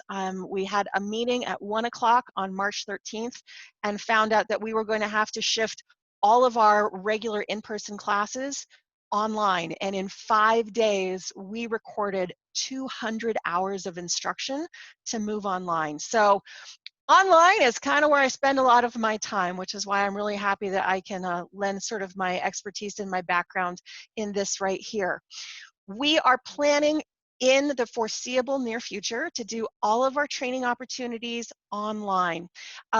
Working for a hospital, you know, that's a very close personal topic for me, keeping you safe, keeping our Toastmasters safe, keeping our community safe. And part of that too is usually a lot of the facilities that we would be doing in-person meetings in are not permitting in-person meetings. We usually meet at Medical Center of the Rockies in Fort Collins.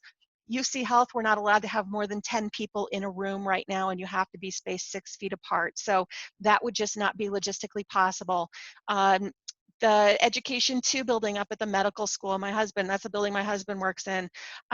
They are completely locked down. They're not allowing anything in there, and you have to do temperature checks and check-ins to go in there. So for the foreseeable future, we are planning to do all of our training online. And I know that's the thing that a couple of you have emailed me about.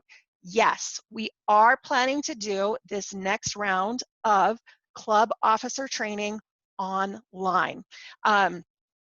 What we're going to be doing after that, I can't tell you, but we're going to be really dynamic and fluid when it comes to our training plan for this year. And so I'll try to keep you informed and let me know what your concerns are and what things you would like to see to make that more successful. So when it comes to being more successful, one of the things that Victoria and I have talked about is creating opportunities for both this group, our district officers, for club officers, and for the larger Toastmaster community, to create opportunities where we can do short training sessions throughout the year that people can drop in on and have the opportunity to learn and build skills that apply not only to them as Toastmasters, but that we can apply to our larger lives as well. The form that is that check form for you to fill out that survey, I'm going to email you with it too at the end. We'd like you to put in there what are the things that you would like to see training about. So it can be really specific. I would like a session specifically on how to do a club visit.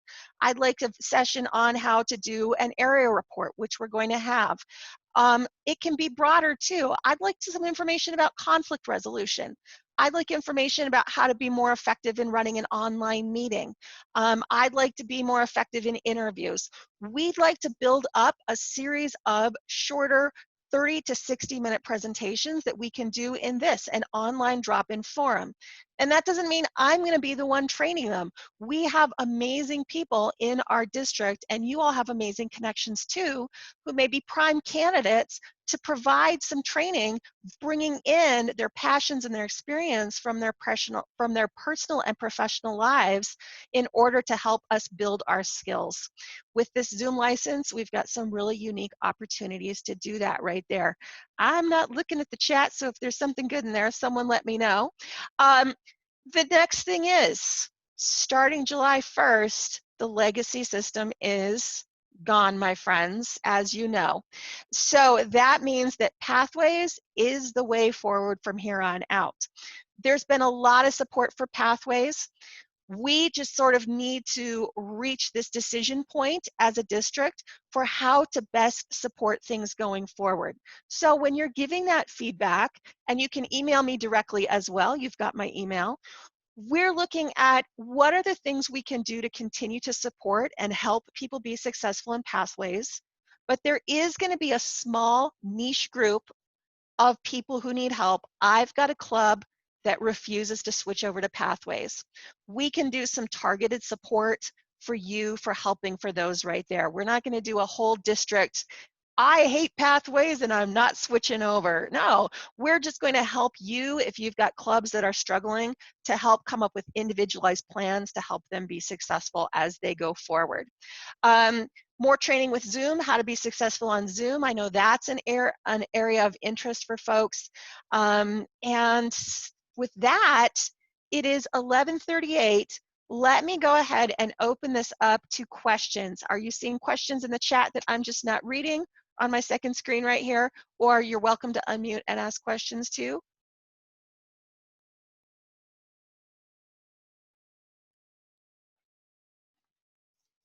While you think, let me show you what I have right here. Personally speaking, my dad sent this to me last month. Personally speaking, hold it closer, there we go. Personally speaking, written by Ralph Smedley. And my dad got this from, it must be Norm. He was the District 26 governor, apparently, in 1970. Oh, will it focus for us? I'm not sure. In 1978, it was when my dad won the district speech contest. So there we go. Fun stuff right there. Do we have tops? Yeah, oh, great question. What happens to clubs that won't switch to pathways, Tom? That's a fantastic question. There's not going to be support for that, obviously. They're going to stop publishing those manuals, and they're not going to be achieving educational goals. I'm going to leave that philosophical discussion for another time, but let me tell you how I think that accomplishing those goals fits into being a distinguished club. And that is when you look at the distinguished club program, you're looking at those first set of questions are all about, are people finishing speeches and checking those boxes? And what that shows to someone who's interested in the club is, are people having opportunities to speak? So it makes it more difficult for people who are investigating a club to see if that club is going to be, supporting them in accomplishing those speeches. And it's going to become increasingly difficult for those clubs to support new members because new members have no option, and they haven't for the last 2 years. So if you've got some specific clubs that are struggling with this, we can talk offline about what's going on and try to get to the root of that problem there. I don't know if Victoria has more about that. She's like, no. No, that would be Jacqueline. I know that it's come up and Jacqueline is ready to answer, not answer, but address the issue because it has already come up, trust me. Oh gosh. All right. So this gives me a headache. It does. I'm just going to be honest with you. It gives me a headache because I specifically reached out to World Headquarters about how in the world are we supposed to support these clubs that just do not want to embrace pathways? Well, I think my first question was, well, what do we do with clubs? Because we know that, well, I know of one in particular that members are not really wanting to embrace pathways. So the short answer that I was given, and it was almost verbatim, and I think Jeff and Victoria and Mike all could attest to this, you just provide district support. That is no longer the official curriculum of Toastmasters International. How are we providing support? I tend to agree with, and we are, just to give you a little background, the trio is in the process, or I should say incoming trio until next week. So the incoming trio is in the process of interviewing international candidates on the board of directors. And I raised the question, I said, well, World Headquarters told us I asked the question to World Headquarters, what do we do if we have a club that doesn't want to embrace pathways? And I told a couple of the candidates what World Headquarters said, and the look was just a look of utter shock and surprise that why is this even an issue? So I said all of that to say, I hope that we can encourage these clubs to embrace pathways, actually, because I tend to philosophically agree with what Natalie said. We're supposed to be providing a service to the member. And how are we providing a service to the member if a new member really can't join that club because you're embracing the old system and we're on pathways? And then if you have people who are kind of in the hybrid mix there, how do we further support you? So I think it really just comes down to a point of encouraging clubs. Again, we're not trying to tell clubs what to do, but encouraging the clubs the benefit of embracing pathways, because the overall benefit has to be to the member. And if we can make these people who are so beholden to the traditional system, and I know they are, and we know they are, and that's wonderful. But if we can get people to embrace the idea that we not only want you to grow, we want every member to grow. And how can we let every member grow if we're not embracing the program? I think if we can sell it that way, so if you encounter one of those clubs, I know a couple of you will, we have to say, bottom line, how is holding on to the old system benefiting the member? And the member is the top priority. Remember that map of service that I showed you all earlier? The member was at the top. And so if we are not embracing pathways, what are we doing to the member? So if you encounter that situation, that's part of how I suggest that you would address it. That's what I have on it. Hey, Anybody? Jacqueline, a couple of people asked some questions about Zoom. The way I understand it is each club is to have their own Zoom account, and then you're doing the incentives for that, right? So here's the thing about Zoom. I've already reached out to division directors, and all of you incoming division directors. You guys can have a Zoom account as well as the managers. Now, area directors, if you need to utilize that Zoom account for your area council meetings, that's fine. Zoom accounts under the enterprise account that we have through Toastmasters International cannot be used, I stress, cannot be used to conduct club business, including club meetings. So I want to stress that. Does that answer the question about Zoom? Yes, no, maybe, kind of. That was Roland. Okay. And I'm not sure what Jonathan is asking for. A list of everyone who's supporting our efforts. There's a contact information on the website, but I'm not sure. Maybe you can tell us a little more. What were you thinking when you typed that in? I think I know what you were asking, but fill me in.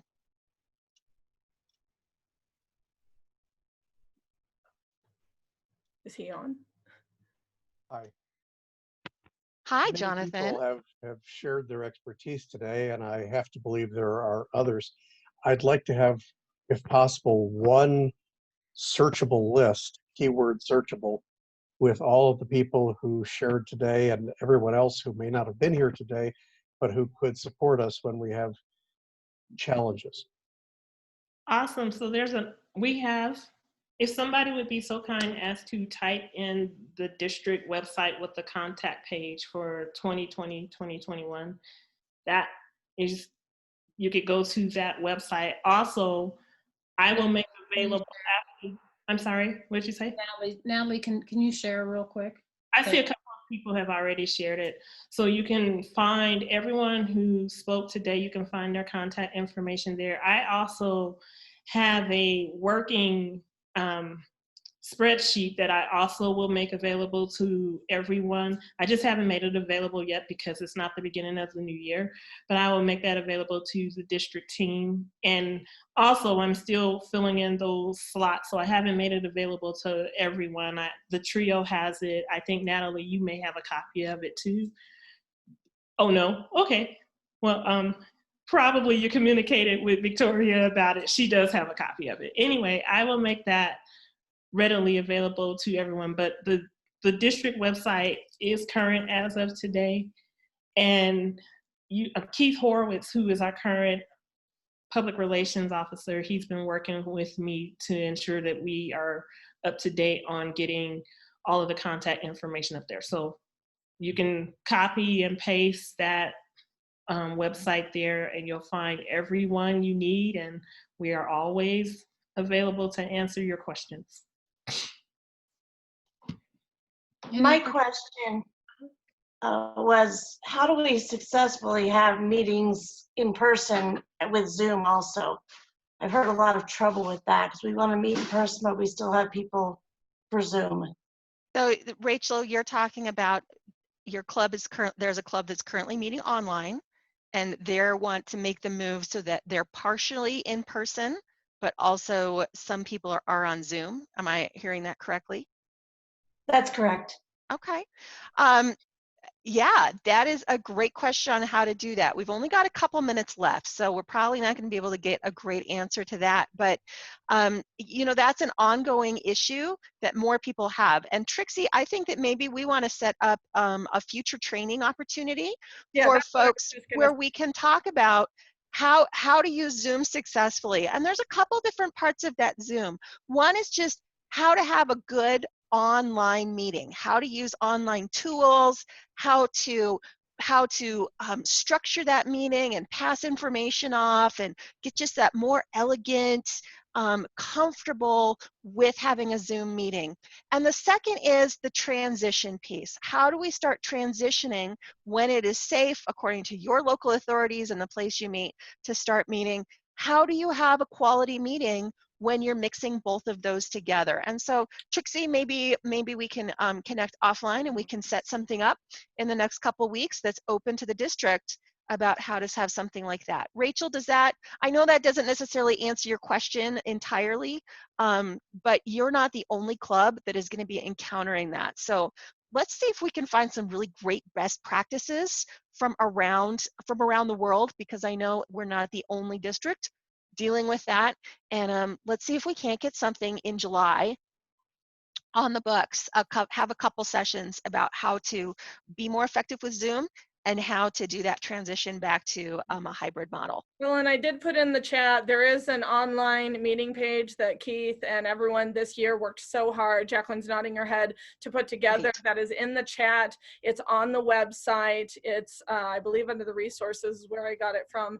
And that's right there. And somebody else did ask about the clubs again. And I think you mostly answered, Jacqueline, but I just want you to clarify the way that I understand it is that no clubs will ever have an account that the district gives them. The clubs need to have their own account, and there is an incentive for that. Isn't that right? Clubs need to have their own Zoom account. There was an incentive for that for this year, but of course we're, this year's almost over, obviously. So while we're on the topic of online club meetings, I think it's important to state that I have had this question from some of you and from others. What about club meetings? When are we going back to when are we going back to in-person club meetings? And the best answer that I can give you is it really is on a case-by-case basis. Natalie spoke to her job and what they will allow in terms of how many people they allow to gather. I know AJ Heron and I, we have had this discussion several times. We've had this discussion several times with our region advisors. For one thing, you have to be cognizant of what the local municipalities allow. You have to be cognizant of what the building allows where your club is meeting. And also, before you start meeting in person again, you might want to, you absolutely need to take a club vote, because you need to find out where your club members are. Because there are some people who are perfectly okay with meeting again, and then there are club members who are still on the fence about meeting in person. So again, those are just some of the issues. That's why nothing has been said concretely about, yay, District 26 can go back to completely meeting in person. Well, I thought that we were waiting for Toastmasters headquarters to tell us that it's okay for us. So right now, what I just said is what they've given us thus far. Okay, okay. They haven't officially said anything, and trust me, yours truly has asked a couple of times, and the response I received is, we're working on it. So while they're working on it, those are the guidelines, basically what your municipality says. I see we're running, are we at 12? Are we? We're almost there. So okay. we will be addressing hybrid when the time comes, okay? And we will address it beforehand, just to let you guys know. I know there's a lot of questions in there about how do we handle hybrid, how do we do this? We're not going to address that issue yet because that is not the case right now. And there is a lot of things that we want to teach you and show you and do, but we only have a certain amount of time. Natalie did address the training evaluation. If you could take a few minutes and fill that out. TLIs are coming up, so I do want to make that announcement. Toastmaster Leadership Institute is coming up July 11th and July 18th. We do have a limit of 450 people that can sign on for each meeting. If we do the math, if you take 161 clubs, and somebody can do the math, I'm trying to do the math real quick, but let's see, I should have done it ahead of time. There's 1,127 officers, if all 7 were to do it, that would need to get that training, and my goal is 100%. That's why we have TLIs and COTs. I want as many people as possible to attend the TLIs and get that group together. We do need to limit the number. We do have executive accounts. However, there is a limit to those. When you fill out your evaluation, we are looking for officer trainers. We have 8 positions. There's 7 in the officers and there's a combo. And that's where people hold more than one position in their club. They attend the combination. It's very important that we have these people step up and train. If you guys are willing to train president, VP of Ed, VP of membership, VP of PR, we actually have a PR person. Trixie's gonna do those for the TLI. So we don't need a PR person. But we do need the other roles filled for the TLI, and we would greatly appreciate it. So on the evaluation form, there is second to the bottom. What else would you like to share? Please go ahead and put your information there on what you'd be willing to do. Of course, the last question says name optional. We would need your name in order to contact you. The evaluation is not anything that's going to be held against you. Please go ahead and do that. On the agendas that were sent out to you, hold on one second. I'm working off 2 computers, so I don't have the link. Natalie, if you can put the link for the survey again in the thing, that would be great. I also emailed it to everyone along with the link to the area reports and a PDF copy of the area reports on there too. And it's on the bottom of the agenda, correct? Yes, it is. It is. We're getting ready to take a 30-minute break for lunch and then come back, and Jacqueline, woohoo, will be running that part of the meeting and the agenda for that. If you have a 2-minute speaking role for the new incoming division directors, what we're basically looking for is 1, for you to write it out, what you want to present. We know you probably don't have something written out now, but we want you to talk about the current status of your division, and then also maybe some thoughts on what your goals are for your division and where you want to move forward, and anything specific that you'd like to talk about. You have 2 minutes only. I will be the timer for that. Natalie, please, you guys, let's thank Natalie for everything that she's done today in regards to helping us run the meeting and doing everything.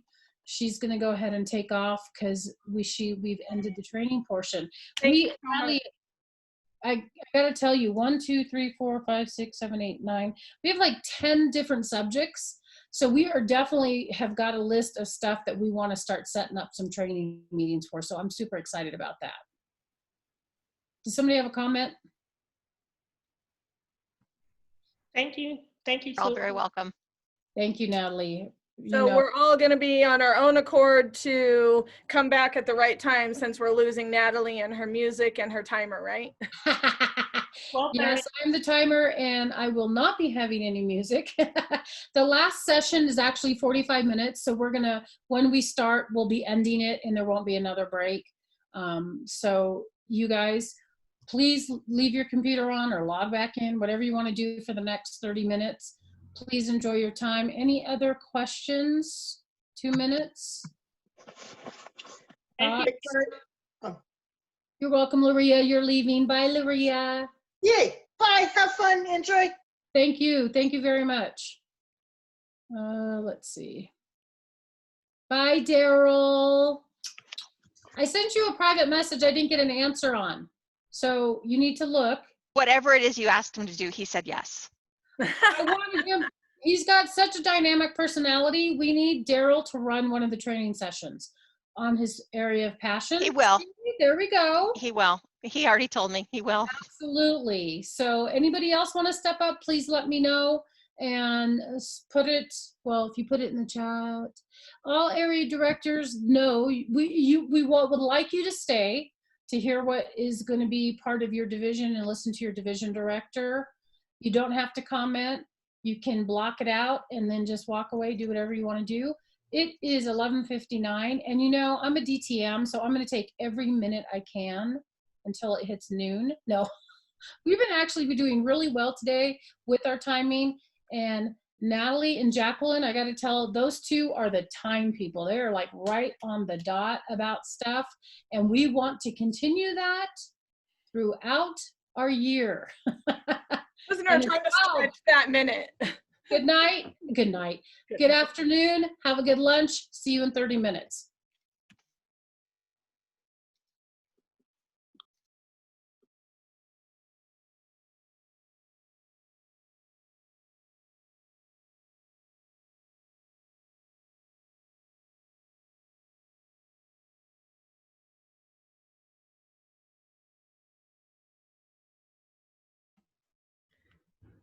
Hey, Jacqueline, are you still on? I'm here. Do you want me to pause the recording right now or keep recording everything?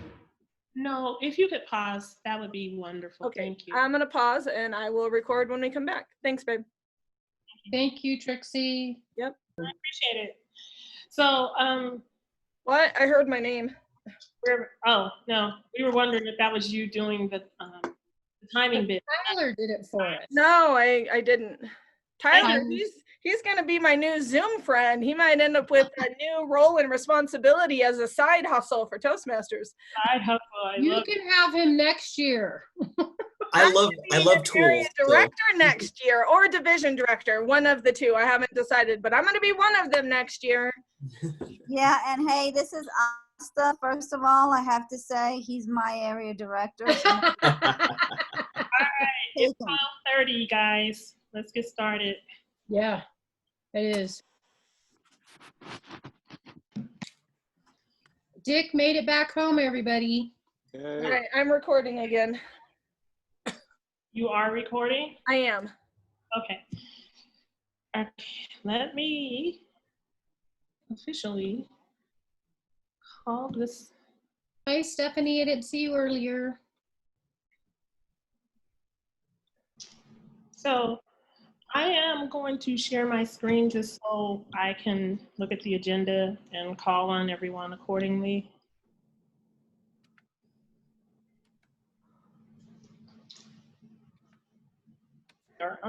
Am I? You're good. Am I unmuted now? Yeah, you're good. Awesome. All right, good afternoon, everyone. It's 12:31 by my clock. We want to keep this within time. We have allotted 45 minutes, so we are going to get through this as quickly as possible. This is our first district council meeting that it says up top there, more like district committee, district executive committee meeting, plus a few more roles therein. So what you see here is a condensed version of what we'll be doing on a monthly basis on our monthly district leader call. So those are tentatively scheduled. No, they're not tentatively. They are scheduled for the third Tuesday of every month starting at 7 p.m. and they will begin promptly at 7 p.m. and they will be via Zoom. So this, right, what you're seeing today, what we're going to do today is just a condensed version.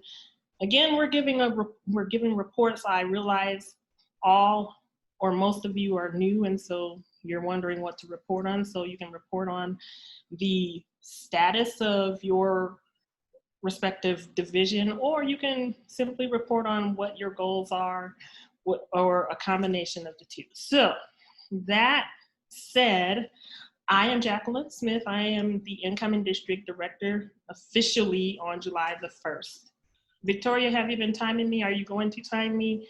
I maybe need to pin you. I'm not sure. I don't see you on my screen. I forgot I was supposed to time, so thank you for reminding me. Okay. That's okay. I'm doing it. I'm starting right now. All right, so I want to start with some district business. So as I alluded to earlier, our base was 194 when we started. We're down to 161 clubs. So we absolutely want to grow some clubs this year. And you guys just saw that, right? Did you just see what I just lost my share screen there? I apologize. Victoria, give me a second here. I apologize for that. Okay. Are you guys able to see this now or no? No? No. Okay. All right, I will speak from here. So I have some deadlines coming up pretty quickly here. So I have to turn in the district alignment, which we voted on at the district meeting back at the beginning of May when we also had the election. So at that time, we had the district alignment, which we all worked on, the trio, as well as the division directors, the current division directors. We had input from them. We also had input from our current public relations manager. Anyway, we accepted the alignment, and now there actually have been some changes to the alignment. So I have to turn that into world headquarters by July the 15th, and I misspoke. We haven't voted on it yet, but we will vote on it. I will address that pretty soon here as well. I also have to turn in the district leadership list. So from most of you on the call, I have already collected your information, that being your application as well as your release form. So I've collected that information and I need to turn it into world headquarters by the 15th of July. I also have to turn in the district calendar. Our administration manager will speak more to that shortly when it is her turn. By September 30th, that is the biggie. We have to have our budget finalized and turned into world headquarters. We've already begun preliminary talks about our budget. Just last week, the current trio plus the incoming trio member plus the current finance manager and the incoming finance manager sat down and discussed the budget process and what that all entails. And as soon as July 1 hits, we are going to be scheduling some meetings so that we can get this budget finalized. We can start working on the budget. So incentives are part of that. Trainings, everything that goes into the budget, we will be discussing it at the beginning of the year so that we can have our budget finalized. We don't want to wait until the last minute to do so. We will have a district council meeting, which includes not only the district executive committee, but also the club presidents and vice presidents from the clubs in good standing in our district. So we will have to vote on the budget. We will have to vote on the alignment. I also have to ensure that we turn in our district success plan. Just as there was much talk about the club success, area success, and division success plan, we also have a district success plan that we as a trio, we work on that collectively. And we actually have to turn that district success plan into world headquarters. My vision this year is that we don't just turn it into world headquarters one time a year and forget about it, but we make it a growing and living document as it should be. And we actually revisit that when we have to make changes to anything that changes the structure of our success. So we should have revisited that this year, and we didn't, but we're going to do that this year. I see the red showing up because I couldn't see that. I was on a different screen, so I do apologize. Thank you. And the next person who will come up to speak for 3 minutes is Victoria Cox, our Program Quality Director. I'm going to give you one of my minutes. Mine's going to be pretty quick. I'm going to go ahead and share my screen in regards to the calendar. And can you guys see that? Yes? Jacqueline, you're the only person I can see. Can you see the calendar? I can see the calendar. Good. So this is our district calendar. Everything that we're going to do, all the training and everything, you can see this is where we are right now. I wanted to point out to you that this next week, the Northern Division will be having their training session. We've agreed to allow them to have theirs early, but we are waiting to announce some of the other COTs.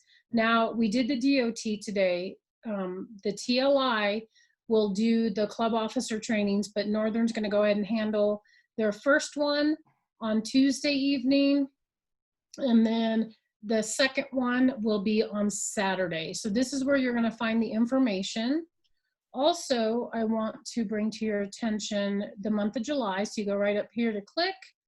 There's some other important information on this calendar to let you remind you end of the year, beat the clock, and so forth. Our first TLI is scheduled on the 11th. The second one is scheduled on the 2nd. This is the area director report training that we have on the 25th. And the first COT that I have scheduled is on Thursday evening. I know it says number 2, but it's not really number 2, it's number 1, for July 30th. At that time, as we get closer in the month of July, I am going to go ahead and see how many officers have been trained and go ahead and schedule more training out appropriately. We will need help with those, so definitely in your evaluations, make sure you put down if you're willing to help at one of those COTs or TLI in regards to officer training. I am done. Please help me welcome our incoming Club Growth Director, Jeff Ruiz. Hello again, everyone. Thank you very much, Victoria. Well, as you know, we're all pretty much aware of the status of our district as far as clubs. We are 33 clubs down below the last base. So I'd like to address a few goals and intentions that I have for the following year. I think the first priority is going to be to assess the condition of all the clubs who are struggling. As we know, all clubs are different. We need to ask questions. We need to find out, contact them directly. Why have they been losing members? Why are they not meeting as much? Why are they not meeting at all? And what are their intentions for continuing, if they have any? Because if you find out why, you can better address the issues and try to come up with some solutions for them. This is going to be particularly important for the retention chair and the team to really get in there and talk. Emails, phone calls, they're all important, but I think getting a one-on-one maybe with the officers, the president, the VPEs, do some direct contact with those people, and I think you'll really be able to get inside their head with what's going on. Second, I believe we need to pursue our prospect leads. We need to get in touch with those who have expressed an interest in forming a club. And I know that our leads might reset at the beginning of July 1st, right, Victoria? So it's important to see what prospects we've had already up to this point and pay attention to the new leads and new prospects. And most importantly, follow up, follow up. That is so critical. The need for communication is very important, especially with these prospects. We have to let these interested parties know that we will do what we can to help them get started and to make sure that they have a path to success from the beginning. We can make a contact with a prospect But if we don't follow up with them, maybe every week or so, they're going to get the impression that we may not be that interested. And this is where the extension chair is going to be so important. Once we get these clubs interested and we start them into the process with the sponsor chair and we get them going, and we have to make sure that we're with them every step of the way. We can't let the process lag at any point, or they may get the impression that we're just not that interested. And third and finally, the club growth team is going to have to rely on division directors to let us know how your areas are doing. So division directors, I'm going to be checking in with you pretty frequently and seeing how it's going with your areas. And we're going to really rely on the information that you put in your monthly reports so that we know who to reach out to, who's doing well, and especially who needs help. That's my report. Thank you, Jeff. We will now have status reports from the incoming division directors, starting with the Denver division, Cynthia Schuler. Of course, I have to go first, right?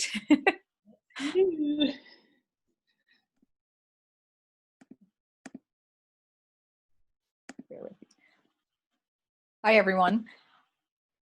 I had a long chat with the outgoing Denver, which was David, and he said the strong clubs are doing strong and the weak clubs are doing weak. So it sounds as if there's really no middle ground. Right now, between all of the Denver clubs, there are 28 clubs, and we have 2 area directors. The incoming trio has been wonderful. They said, we're looking, anything you can send our way, we'd greatly appreciate. David has offered to help recruit, and Daryl has offered to help recruit. So it's a work in progress. And that is my report. Thank you, Cynthia. Up next, we have Eastern Division Director Hugh Curley. Thank you very much. And Daryl, if I could get somebody of your size to help me recruit some area directors, I would sure appreciate it. We have 6 areas and 4 directors. Luckily, I'm happy to report that one of the area directors, already has an assistant, which I'm very pleased on. It's somebody that maybe we can have as an area director next year. But I do need 2 area directors, and both of them in Boulder, and I'm having trouble recruiting those. What I am looking for is, of course, to become a distinguished division in this year. But more important, what I want is I want next year to have my replacement division director and all 6 replacement area directors step up before the end of the year. And I want to get them started on their training even before we find out who our next district director is going to be, and before she can appoint them. But I want to get some people in here that will be ready to move forward, and we can hit this district, we can hit the next year running. Thank you. Thank you, Hugh. The next person I have is Foothills Division Director. I do not see Stephanie Pachaska. Did I miss her? I'm here. Oh, hello, Stephanie. Hello, how are you? I'm well, thank you. You're up next. All right. Well, first of all, I wanted to introduce myself. I'm Stephanie Prochaska. I'm different from the previous Foothills Division Director, who was also Stephanie. I've already noticed maybe our names have been mixed up, so hopefully we can clear that up earlier on. I have been meeting with Stephanie to transition a little bit. I don't know exactly what the status of the Foothills Division is currently. I do know that we are also missing at least 2 to 3 area directors, which I will try to fill. My goals for this year are to become a distinguished division. I would also like to focus on increasing membership, and I know that in the Foothills Division, there are a few local colleges and universities that do not currently have Toastmasters clubs, and I would like to focus on reaching out to them and seeing how we could help them grow clubs within their organizations. I would also like to try to take advantage of virtual meetings by personally attending as many club meetings as possible. And in my home club, the Damn Good Speakers out of the Denver Federal Center, we have developed our own manual that goes along with pathways in order to encourage our members to participate in pathways. So that might be something that I would be looking to implement throughout my division if there is interest. Thank you. Thank you. Up next, we have Metro Division Director Mark Kreckler. Happy Saturday, everyone. My name is Mark Kreckler, incoming Metro Division Director, and I'm pleased to replace Jeff Ruiz as Metro Division Director as he ascends to Club Growth Director. I am currently an area director in the Metro Division M3, and therefore I'm very familiar with the clubs in that area and look forward to becoming more familiar with the rest of the clubs in the remaining areas in Metro. And I haven't been an area director 3 or 4 times. I understand what it's like to be in that position and look forward to expanding my role as a division director and help those incoming area directors the best that I know how. And I've learned that it's very, very important to keep in close contact with your clubs. And I want to make sure that those do that. And as has been mentioned earlier, it's actually fun to grow that connection with those clubs, and they almost become family in a way. I'm also looking forward to the time that we can start doing personal meetings again, and want to lead the way in figuring out how we're going to pull that off, whether they're hybrid clubs. That's probably how it's going to look at the beginning. I'm really excited to start meeting in person again to those people that are wanting to do that. And of course, the obligatory distinguished division. That is my report. Thank you. Thank you. Up next, Northern Division Director Dick Sanders. The current status right now is that we still need an area director for N2, which is the Casper area.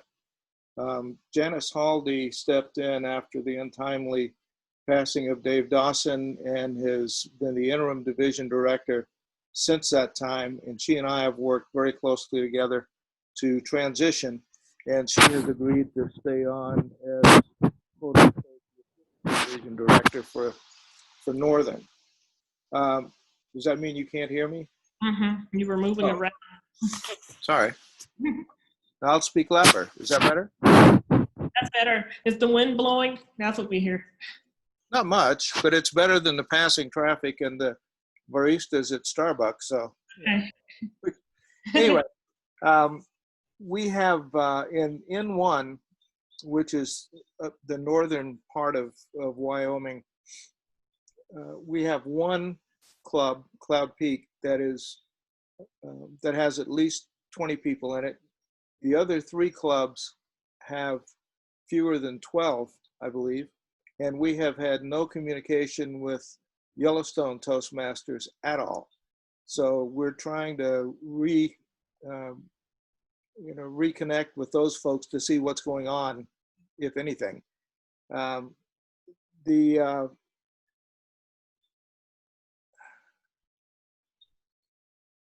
guess there are 2 other issues. One is there seems to be some question from TI about 4 of the Wyoming counties, 3 in the southwest corner and 1 in the northeast corner, that are not currently part of D26. I don't know who they're part of. I assume the northeast county is part of South Dakota and the southwest counties are part of Utah or somebody. Anyway, that needs to get worked out, especially the Rock Springs Club, which has been apparently serviced by our district in the past. And so we've got to figure out what's going on with that group. But anyway, we're we are going to move forward. Hopefully we'll be able to pick up a director for N2 pretty soon. And if conditions on the ground allow, I'm going to be meeting in person with the area directors. Time's up. I know. Thank you. Moving on, Southern Division Director Asta Starr. Hi, I'm so excited to be here. I'm so excited for this position. And I have all of my area directors here. I have to say, just watch out. We're going to be the best division. That's it. We're the best team. So right now we have 22 clubs in the division. 3 have 8 members or less, so we need a little work with that. I'm replacing Bonnie and we have been working together to really get me trained and up to speed with what's going on in the division. My intentions for this year is to create some socials and appreciation get-togethers in the division so that people can get to know each other. All these clubs are like little individual islands, and I think that would add value to everybody. I'm working on creating my HPL team to create an HPL and run a distinguished division. And then this is really a year of change leadership, right? There's the change of the pathways, there's the change of the internet, there's all these changes going on. So really, really excited to learn and practice my change leadership skills and help that filter down to my area directors, which are already the bomb, and just super excited for the whole journey. Thank you. Thank you. Urban Division Director, JP Bachman. Thank you, everybody. I have done some pretty good hand down with Mark April, the outgoing Urban Division Director. So he's brought me up to speed on what clubs are struggling, which ones are very strong. And also I've looked at the reports and I've noticed some weak areas that are going to be the focus areas at first. As of right now, there are only 6 clubs within the 25 that will be next year's Urban Division that have reached distinguished status or better. A big part of that, in my opinion, is that there were 17 clubs, or 68%, that did not get all of their officers trained. So TLI will be a major focus area. That way we get training across all of the clubs. There are 5 clubs that have 8 members or fewer right now. I think a lot of that may have to do with COVID, so that'll take a little bit more exploration to find out what's causing that, as Jeff suggested. And there is 1 club right now that has 0 members that is not currently in suspended status. So we'll have to do some digging there. I believe that's a corporate club. With the district or the division success plan that I've started to pen out, it asks for values, and I've added 3 values to the team, which are communication, teamwork, and fun. Communication just means we want to make sure information is getting to and from clubs, and we want to make sure that all 7 officers of every club are getting served. That goes into teamwork as well. And then any best practices that we get from area directors, we'll share with the team on a monthly meeting.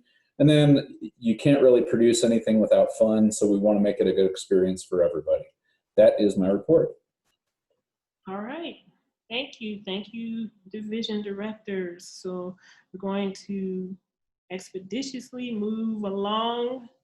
Up next is our administration manager, AJ Herron. Jacqueline, you forgot Western. Did I forget Western? Oh my dear, thank you. I'm looking right at it too. Well, let me backtrack. Thank you, Victoria. I forgot Western, but I really didn't, because Western is in my heart. See, nice recovery. Anyway, Western Division Director, Marianne Delaney, are you on? I don't think did I see you this morning? I thought Good morning, I've been here. Okay, awesome, thank you, there you are. Hi everybody, I'm Marianne Delaney and I live in Grand Junction. I've been the president of the Grand Junction Toastmasters Club, which is the President's Distinguished Club. I have a great background with people in leadership and being mentored and coached through my club members, Mary Watson, Penny Alleman, and also now into the district. So thank you everyone who's been so helpful in helping me just get acquainted with Toastmasters and the organization. We have a new area, W1, which is the Evergreen and Lakewood area. There are 5 clubs in that area. We do need an area director there. I have been trying to visit all of the clubs in the Western Division in the last month or so, and that has been wonderful to get to know them. My goal this year for our division is to build at least 3 new clubs, get the realignment next year so it is all just west on the western slope, that we have 3 full divisions, 3 areas in the division. And we have a great group of people who are going to be working together to develop those clubs. We're hoping to get one on the corridor on the I-70, one over in actually 2 there, and one in the Montrose Delta area. I've got a lot of great people working on my team, and I'm looking forward to huge success on the Western Slope. Thank you. Thank you, Marianne. My apologies. Skipping over your name there. Now we will move on to our administration manager, AJ Herron.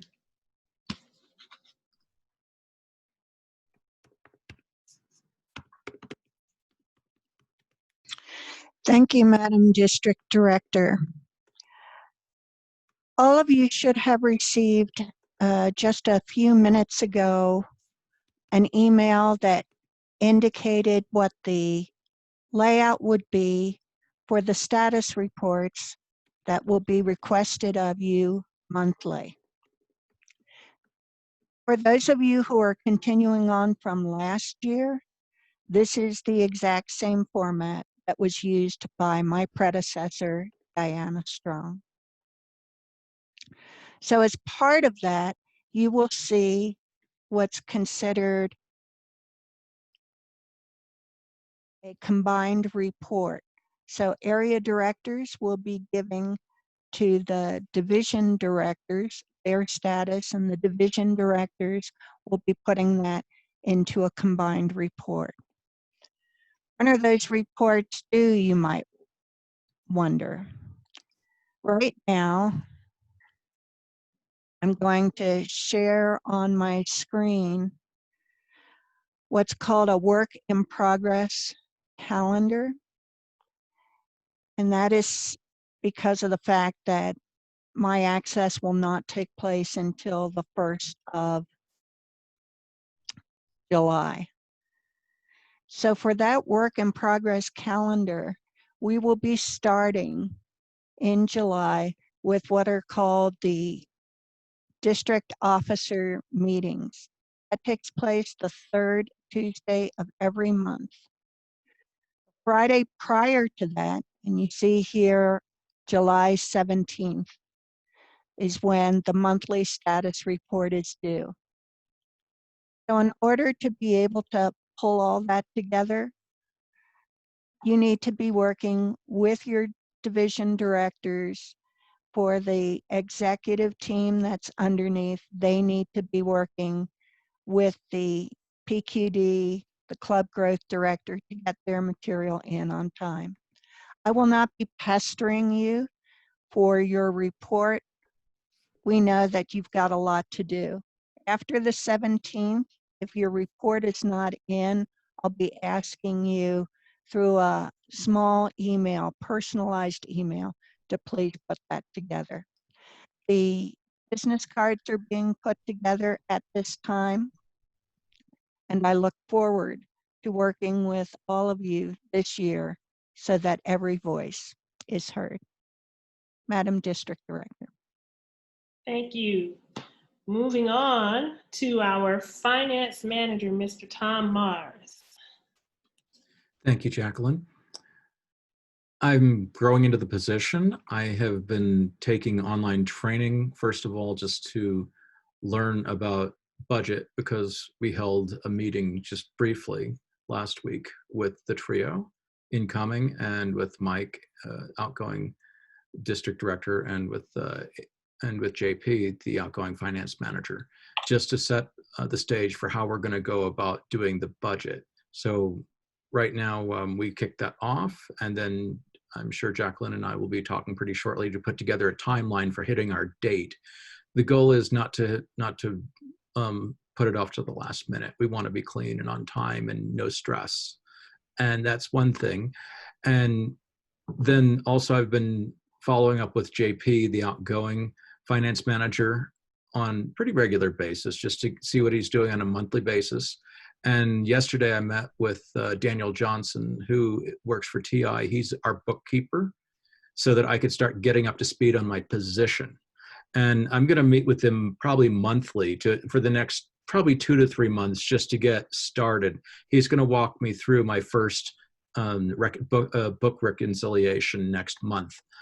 So we've got great support from international, and the material's good, and we will have, obviously I'll get further training in August with the rest of the district officers when that happens. Thank you. Thank you. Up next, we have Public Relations Manager, Ms. Trixie Hunter-Merrill. Fabulous. Thank you, Jacqueline. I go by our old book, which is also online for public relations, and it's Let the World Know. When we met with the top 15, I heard one main theme, of course many others, but many people said, we want to let the district know that we are the district. What do we do? And that's what I briefly mentioned earlier, is the who, what, when, where, how. You know, we want to let the world know who we are, what we do, why we do it, when we're going to be doing it, where we're going to be doing it, and how. Or is it going to be personal? Is it going to be hybrid? Is it going to be online? So I really want to focus this year on the best ways that I can get that information out, and let the world know that Toastmasters is here, and here in Colorado that we have District 26, which, as Victoria mentioned, we are working on. And I am digging in and using my research skills and looking up billboard information and radio ads, etc. I also want to do socials, Asta, and help out with that. And I want to go back to vendor booths, which I did in my year. I have the time, I'm an entrepreneur, and I felt that it was very successful for us to have booths at these fairs and things like that. And they can get a little pricey, sometimes $100 a booth, but I feel that it's worth it because it really allows people to know who we are and what we do. So that is really what I am working toward, and I'm working with the trio going forward in a communication calendar, so I can best do that and help you. As I said before, I'll be your VP PR training, and I'm here to help all of you in any PR needs and Zoom needs that I can help you with. Thank you so much. And since I saw the yellow, I don't want it to go to red, so back to you. All right, thank you. So we have a current opening for logistics manager. So, and again, we're talking about the 2020-2021 year, so we're going by this. Now we will hear from our webmaster, Gregory Harris. Please welcome Greg Harris. There you are. Good afternoon. All right. Good afternoon, everybody. My name is Gregory Harris, and my main area of responsibility is the District 26 Toastmasters website and just about all things technical, working mostly with Trixie to try and make District 26 shine as much as we can. With your permission, Jacqueline, can I go ahead and share a screen? Sure. Okay. I started watching the website again, starting probably about May this year after the departure of our other webmaster. And I just want to share with you, some current stats on what's going on right now. We average about 3,600-ish unique visitors a month. Most of them most of them now are still desktop customers, but we do get a handful of Droid users. The idea is maybe we should continue the idea of making things a little more mobile friendly. That's one of the things I'm probably going to start to look at. And as people get away from Windows 10 and onto better and more mobile-friendly platforms. Interestingly enough, main country was the United States. This is just some stats I pulled this morning for anybody who was interested. And, you know, her net bandwidth usage is overall fairly low. And yeah, since I started monitoring, the website's been going rather nicely. We only had one incident this morning when I managed to lock myself out, and anybody else in Comcast in a certain IP range when I was trying to get in. But the reality has been at least no serious hacking incidents until recently. A couple of things that I want to look at during my time here are trying to improve the security footprint of the website, make it so we know that people are circling and people are trying to get in. We need to do everything we can to keep them out. And yeah, the second bullet point around that too is anything Trixie tells me to do in promoting the PR mission of the website. I want to try and make things also a little easier internally for any internal or district officers. We've been throwing ideas around for file sharing, chatting, what have you. And now that we're getting into an online world a little more, let's see if we can contribute more to the Toastmasters online world through projects to help the Toastmasters mission online. That's the short of what I intend to do this year. Thank you very much, Victoria. Now that I have it read, back to you, Jacqueline. Thank you. I do not see Club Retention Chair Terry Plosky. If he's here, someone let me know. Can I just speak real quick on the blog and newsletter thing? Did I skip that? I did. Since they're not here, I understand, but I just wanted to know if I could speak at it real quick. Sure. So we have on the agenda district newsletter, and Jacqueline and I have spoken, and I believe she's talked with the trio, that when I started this a couple of years ago, we rebuilt this new website, and we started the blog mentality. And it's gone okay. You know, it's an adaptability thing. People aren't always on the blog, and not everyone was getting the messages. So we are going back to having a blog editor, which is Jennifer Alberghini. And I did find a new newsletter editor, Rachel Mussel, who's an Eloquent Entrepreneurs. And so we're going to be working with the trio and working with Jacqueline, because she is over the public relations, and making sure that those messages are going out, that people are subscribed, that you know where you can get that information from. So just FYI on that. Thank you so much. Thank you. All right. So I didn't see Terry. No one has alerted me to He's on now. He's here. He just typed in the chat. Oh, okay. I do not have my chat up. All right. So Club Retention Chair Terry Plosky. Good afternoon, everyone. The responsibilities of the Club Retention Chair follow along the issues about clubs losing members.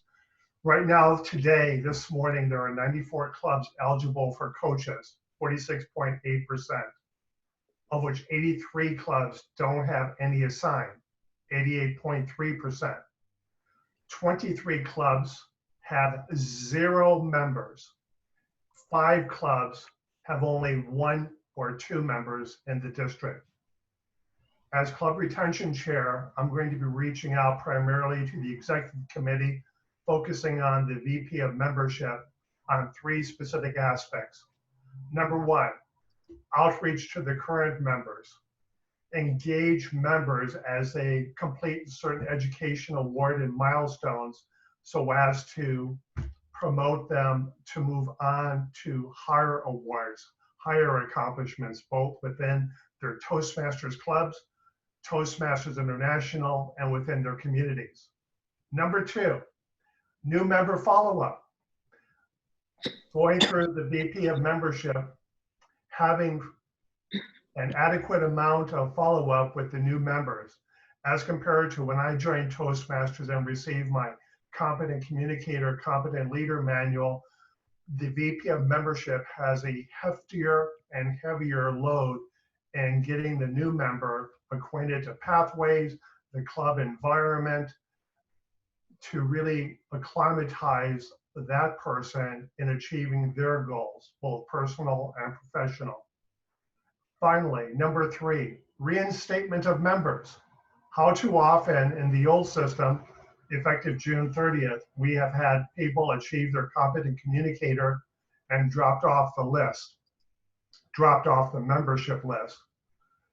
Under pathways, with members achieving level 1 and level 2, and continuing on through finishing one path, a second path, focusing through the VP of membership, focusing through the executive committee, encouraging them to move on and upward, both within their club, within Toastmasters, and within their community. Thus ends my report. Back to you, Jacqueline. Thank you. Thank you. Our last report is coming from the Club Extension Chair, Mary Watson. I think I saw her earlier. Mary, are you still here?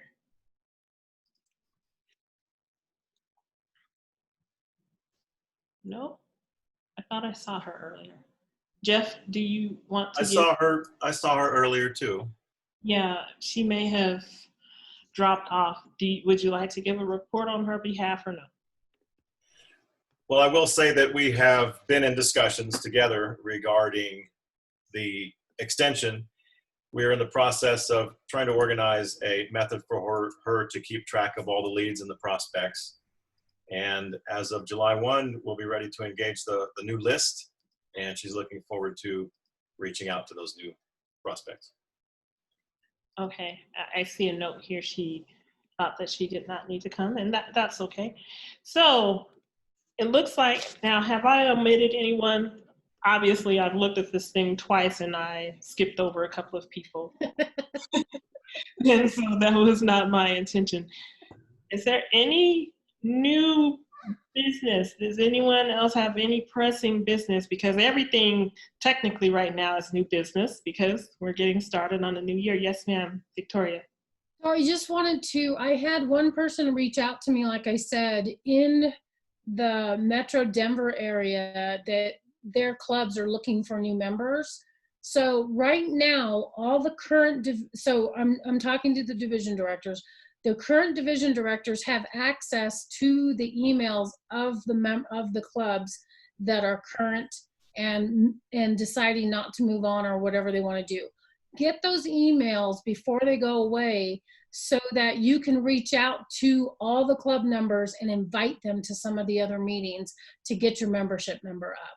So definitely reach out to them, to the division directors you're replacing, and look through the clubs that look like they're suspended or zero, or like Terry said, and reach out and let Jeff know that, hey, I'm reaching out to this club to try to get some new members. Thank you. Thank you. All right, so we, as the trio, we will be attending district leader training. Unfortunately, we're not going to Paris. I'm actually saddened by that, but we will be receiving training at the end of this month, early next month, online. We have received a partial schedule regarding that. You can find out more. I believe it's already out there. I believe the link is out there on Toastmasters regarding 2020 convention, what they plan to do online. So if you go to toastmasters.org/events and click on 2020 convention, it should give you the information, some of the information at least. They are actively updating that information as we speak. Yes, ma'am. Christy also posted today, if you're on Facebook in the International Members Group, then she also posted that information just today, this morning. Awesome, thank you. So yes, so if you want to find out any information regarding the convention, that's coming up. You can find out there on toastmasters.org. Again, we as the trio, we're getting started working on the budget, and we'll be attending training. There's a lot coming at everyone at the beginning of the year, almost like a fire hose turned on, but you'll make it and it'll be okay. So we don't have anything to vote on or anything pressing right now. So if there are no further concerns, any new business? Yes, sir. That ABBA song we heard is going to be in my head the rest of the day. Okay. Blame it on Ron. That's what they're meant for. Next time I'll bring the whole album and play it. But I love it. If there's no more business, and last call for any business, any pressing business? No. Okay, seeing none. I want to thank you all for spending your Saturday with us. Victoria, thank you for coordinating all of this. And let's give a round of applause to Victoria and her team. Natalie, who dropped off, Laria, who dropped off, but we still see Dick here. Am I omitting anyone in terms of who assisted with training? And Deb Horowitz. So thank you to all of the trainers. Thank you, everyone. I think it was a great training. I hope you all learned a lot, and I hope you all exchange information. We're all here together. We're all here to make the members better. Please keep at the forefront. It's the member who's the most important piece of this. So please fill out your evaluations. Yes, yes. Already done. Thank you. There are evaluations, so please fill those out because we actually do look at those. Victoria looks at them a lot more closely than I look at them, but because that's her realm this year. But please look at those evaluations because you know why? We want to improve. We want this to be something that's worth your while. Again, I'm 2 minutes over. I'm gonna give you back the rest of your Saturday. I apologize.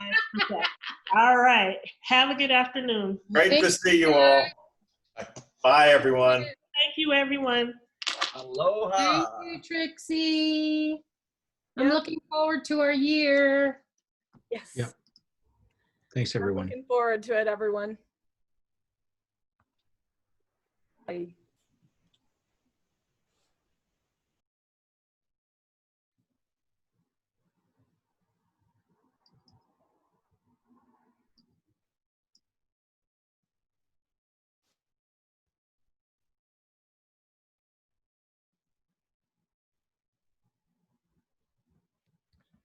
All right, I'm stopping the recording at this point. Thank you, everyone, and we'll talk to you later.